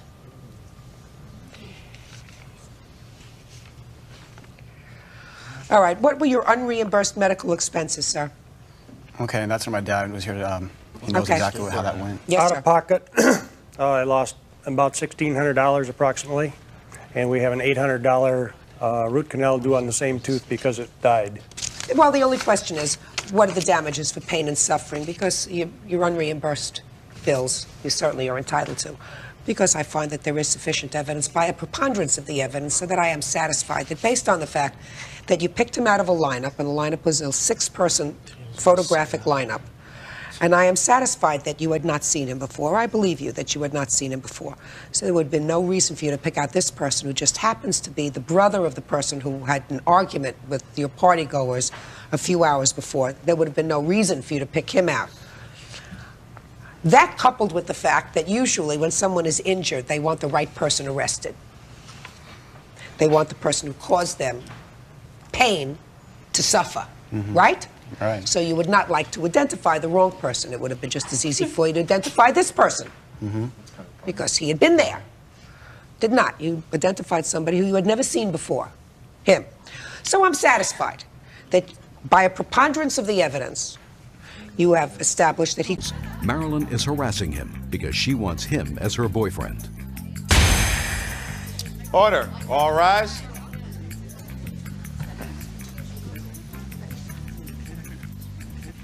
Yeah, this is case number 369 on the calendar in the matter of Thomason versus Herzog. Parties have been sworn in, Judge. You may be seated. Have seats. Miss Thomason, this defendant, according to you, lived in your home. And when he left, he owed you money for rent, utilities, etc. That's correct. Do you have a 2-family home, or was he living in your apartment?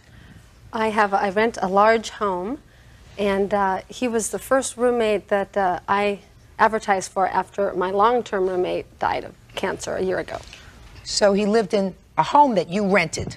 Correct. So he had his own room, Yes. own bath, Yes. and kitchen privileges. Is that right? That's correct, Your Honor. So tell me about the rental agreement. He answered the ad in the recycler, and we agreed on $600 a month plus 1/4 of the utilities. Is that correct, sir? No, it isn't, Your Honor. Well, let's start. Did you answer an ad? Yes, I did. And you went to her home? That's correct. And what agreement did you come to? Basically, as far as the rental agreement concerned, the rent was going to be $450 per month, and I also gave a $250 deposit at that time. What about the utilities, sir? The utilities were going to be fairly... What about the utilities, sir? The utilities were going to be fairly split. Fairly split is not an arrangement, sir. Fairly split sounds ridiculous when you're talking between two strangers. Were you supposed to pay half the utilities, a quarter of the utilities? What were you supposed to pay? Basically, there was no straight agreement or arrangement on that. It was going to be split between... There was Marilyn and her arrangement on that. It was going to be split between... There was Marilyn and her 2 sons, plus her boyfriend also living there at the time. What month did you move in? I moved in the 1st of March. Of this year? That's correct. And how many months did you live there? I lived there for 6 months, Your Honor. And how many months rent did you pay? I paid 2 months rent, and at that time I had given notice of to vacate the day following. So you paid for 2 months? And the utilities, correct. And you lived there for 6 months? That's correct. And you lived there March and April, and then you said you were leaving? That's correct, Your Honor. But you didn't leave? But I did not leave.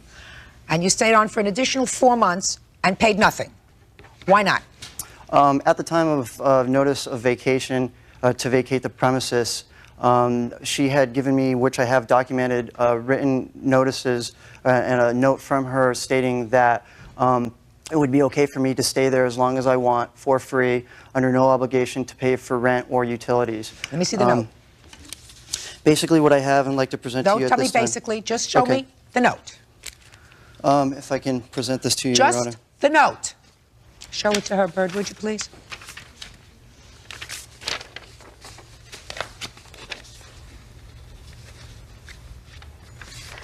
That's one of several notes. I had a little trouble Just a communicating with him, but so I wrote notes. I just want to see what it says here.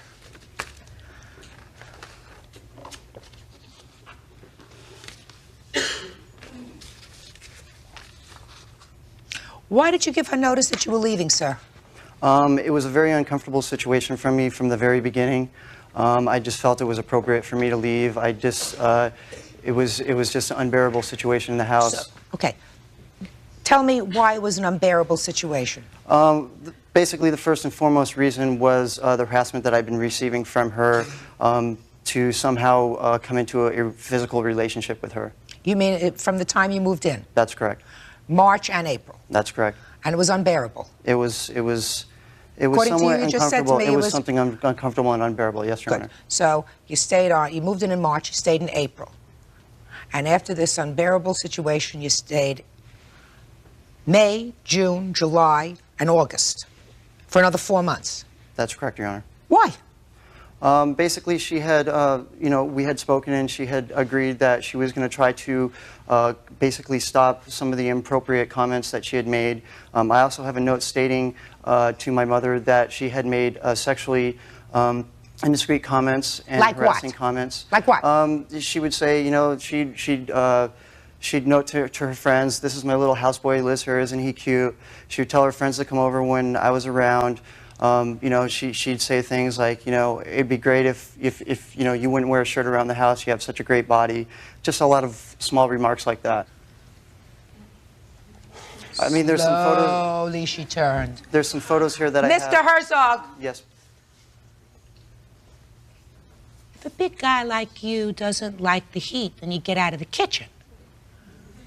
Sounds to me, that's what it means. Unbearable.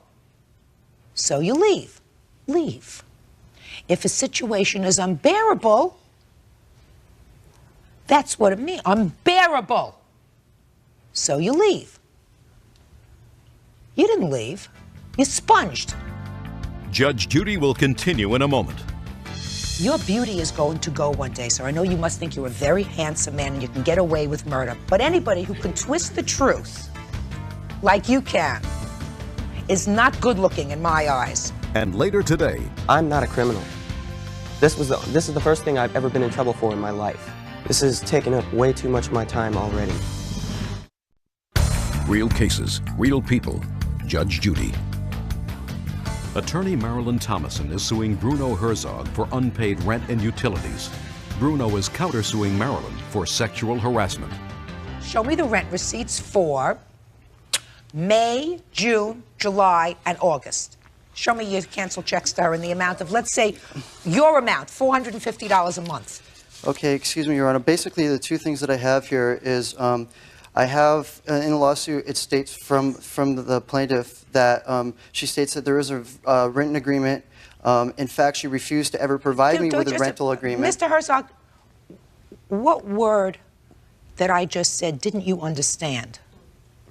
Show me the rent receipts from May, June, July, and August. That's also part of the situation that I have here is that in the beginning, there was cash paid to her. I had asked for receipts on that on several occasions. That was refused to me. I felt that she said to me this was for...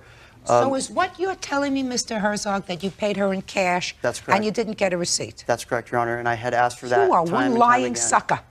You just told me no more than 5 minutes ago that you didn't pay her anything for those 4 months. And now you say you paid her, but you paid her in cash? Yes, Your Honor, and I also have a statement from her in a response... You just told me you didn't pay her for 4 months. And you told me the reason you didn't pay her for 4 months is because she volunteered for you to stay there for free. That was... What is it?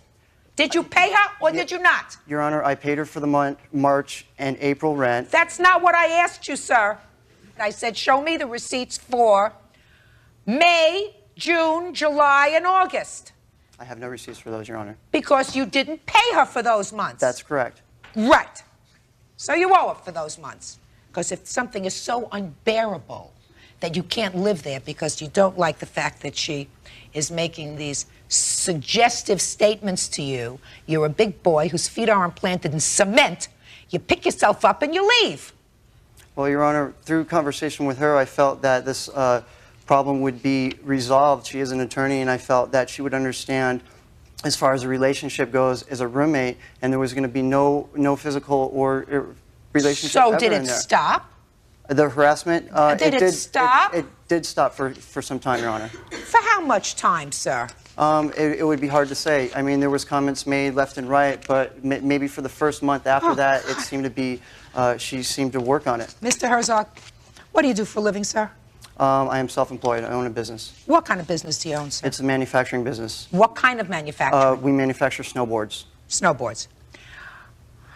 Mr. Herzog, did you ever hear the expression, beauty fades, dumb is forever?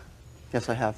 Your beauty is going to go one day, sir. I know you must think you're a very handsome man and you can get away with murder, but I'm telling you, I do not find you particularly attractive. Maybe it's because I'm too old.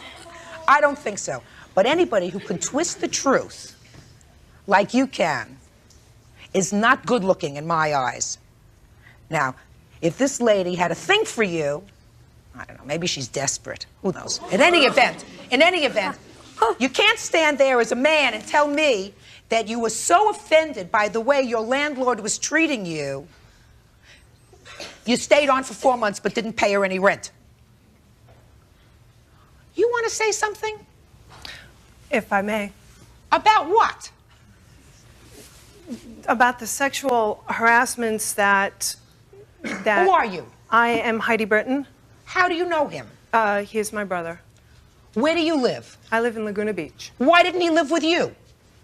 Because I'm an opera singer and I travel around the world. Wonderful. So you must have an apartment that's free a lot. No. That's vacant a lot. No, I have a husband. Well, if the situation with your brother, madam, was so unbearable in his residence, and you, as his sister, who clearly cares about him, did not say, while it's so unbearable there, living with this lady and her 2 children, come and live with me, you're not much of a sister. Now you tell me whatever you want to tell me. First day I met Marilyn, she had made comments about what a good-looking body, what, you know, does he have a girlfriend? Is there anything that you can do to help me? You know, I'm interested in basically, and I'd like to have a relationship with him. So? I told him no, that he had been seeing someone and that was inappropriate. I thought, you know, he's my brother. I don't know you. I'm not going to divulge information or share information, which if he wanted you to know something, he would tell you something. So what? On other occasions, she had said to me, I really want Bruno to stay here. I'd like to be involved with him. I was out in the yard with his cats with Bruno. She said, I'll pay him to stay here. I really like Bruno. I'd like, he'd be a... So did you think that that was all very sick? I thought that was very, very sick. Very sick. In fact, I had assisted and started looking for other locations for my brother. If you thought it was all very sick, why would you allow your brother to stay in a sick situation? Well, is he retarded? No, he's not. Is your brother retarded? No, he's not. Is he dim-witted? No, he's not. He owes her money. That's what he does. Judge Judy is ready to rule, and later today. You wouldn't know the truth, Mr. Neville, if it came up and bit you in the behind. Real cases, real people. Judge Judy. Marilyn Thomason wants money owed for rent and utilities from her former roommate, Bruno Herzog. Mr. Herzog says Ms. Thomason harassed and assaulted him. I'm taking his amount, madam, of $450, right? That's $1,800. And I'm not even tacking on much for utilities, another $50 for the 4 months, bringing your grand total to $2,000. Listen to me. I really have no idea whether she said what you attribute to her. Nothing sounds so lewd and lascivious to me. This is not sexual harassment in the workplace. You didn't work there. She wasn't trying to create a situation to make things unbearable for you so that you couldn't earn a living. You are clearly, at least according to your sister, of sound mind. And you had the ability and the capability to pick yourself up and move if you didn't like what was going on. You don't live there and sponge off somebody. Now, you've got a countersuit for sexual harassment. I assume that you've told me the best statements that you can think of that she said to you during the course of your tenancy that would at least touch my conscience and say that's terrible, right? And I don't find she sexually harassed you at all, sir. If she liked you and you didn't like her, the chivalrous thing to do would have been to have moved out as quickly as possible. Your counterclaim for sexual harassment is dismissed, and I am awarding the plaintiff $2,000 for your back rent and utilities. That's all. Parties are excused. You may step out. She had just shot some photos of me without my consent when I was in the backyard, kind of half naked, I guess you'd say, with no shirt on, for her own, I guess, private use, pleasures. You're Disgusting. An old, disgruntled woman who has 2 children by 2 different fathers. Get over it. He's not going to be a father to your children. I have many friends, and I'm dating somebody. Batteries. No, we got along fine. He had a great sense of humor. And now the next case. Parties on Haney versus Neville Neiman. Step forward, please. 37-year-old florist Sue Haney says her neighbors Jeff Newman and Craig Neville stole her bicycle and destroyed it. Bicycle that you owned. Correct. They were arrested. Correct. Bicycle that you owned. Correct. They were arrested. Correct? Yes. Yes. Found guilty. No. Not if they were arrested and convicted of receiving of stolen property. But the stolen property was her bicycle. Yes. And when your bicycle was returned to you, it was returned in what condition? Pieces. So you're suing. It was returned in what condition? Pieces. So you're suing both of these young men for the cost of your bike, which is $202.64. Right. You want to tell me why you don't think that you are responsible to pay her? Let's start with you, Mr. Newman. First of all, I paid a $200 restitution fine. I spent 2 days in jail. I almost lost my job over this, and I'm not a criminal. This is the first thing I've ever been in trouble for in my life. So that's the reason why you don't think that you're responsible to pay her at least part of This is taking up way too much of my time already. Now, Shouldn't have taken it. please. Order. Please. I didn't take it. Please. And you are Mr. Neville? Yes. Mr. Neville, would you tell me why you don't think that you are responsible to pay her at least part of the money for her bicycle? Well, first of all, I didn't steal her bike, neither did Jeff. I bought the thing from somebody off the street. Baloney! So let's start with the first, with that's baloney. No, it's not. Yeah, sure it is. Sure it is. It's baloney. You just so happen to have bought a bike that was stolen from somebody off the street, and you knew one of her children or something, according to the complaint. No, Is that right? I've known all of her children for years. You knew all of her children, so it was just a coincidence that you had the bicycle and it was taken apart and dismantled so that some of you had the wheels, some of you had the mainframe of the bike. That was all just a coincidence. Am I correct, sir? Just a coincidence? Yes. Well, I want you to get him a copy of my book. I think we would have been smart enough if we'd stolen this woman's bike to have gotten rid of the parts after we'd stolen them. Mr. Neville, thieves are always stupid. You didn't buy this bike from some unknown person, sir. And if you did, I am certain that you would have told the police the name of the person that you bought the bike from. Did you? Mm-hmm. Did you? Yes, I did. You told them the name of the person, and did they contact that person? I don't know. Did you tell them where they could find that person? I didn't know where the person lived. Well, why don't you tell me how it came about that you bought this bicycle from, let us call him John Jones? Why don't you look at me, sir, and tell me how it came about that you bought this bicycle? I was hanging out with the guy at a party. He told me he had a bicycle. You were hanging out with a guy at a party. Mm-hmm. Which guy? His name was Steve. And so Steve told you he had a bike. Mm-hmm. Is that right? Yes. Told you he had a bike. Mm-hmm. Is that right? Yes. Stupid trying to tell me that story? Judge Judy is ready to rule. Don't you feel stupid trying to tell me that story? No, Don't you feel it's the truth. stupid? I don't feel stupid telling the truth. You wouldn't know the truth, Mr. Neville, if it came up and bit you in the behind. Each of you owes this lady $101 and 32 cents. You, sir, your excuse for not paying her is that this matter has taken up all too much of your time. Not an excuse. And your, sir, excuse that you bought this bicycle from, and I quote, Steve doesn't wash with me. Steve doesn't wash with me. You're entitled to your money, madam. You have a judgment for that amount. Thank you very much. Parties are excused. You may step out.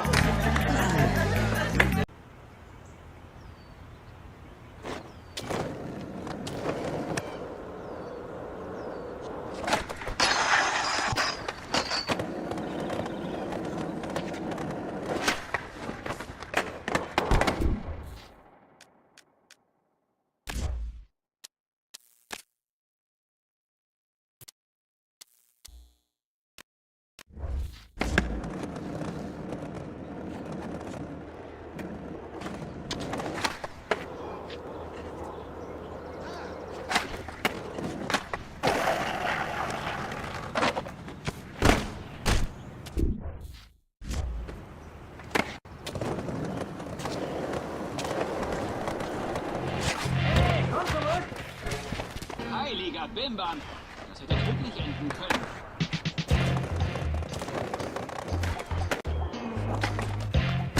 Oh, in dieser Stadt wimmelt es nur so von. Hey, alles klar?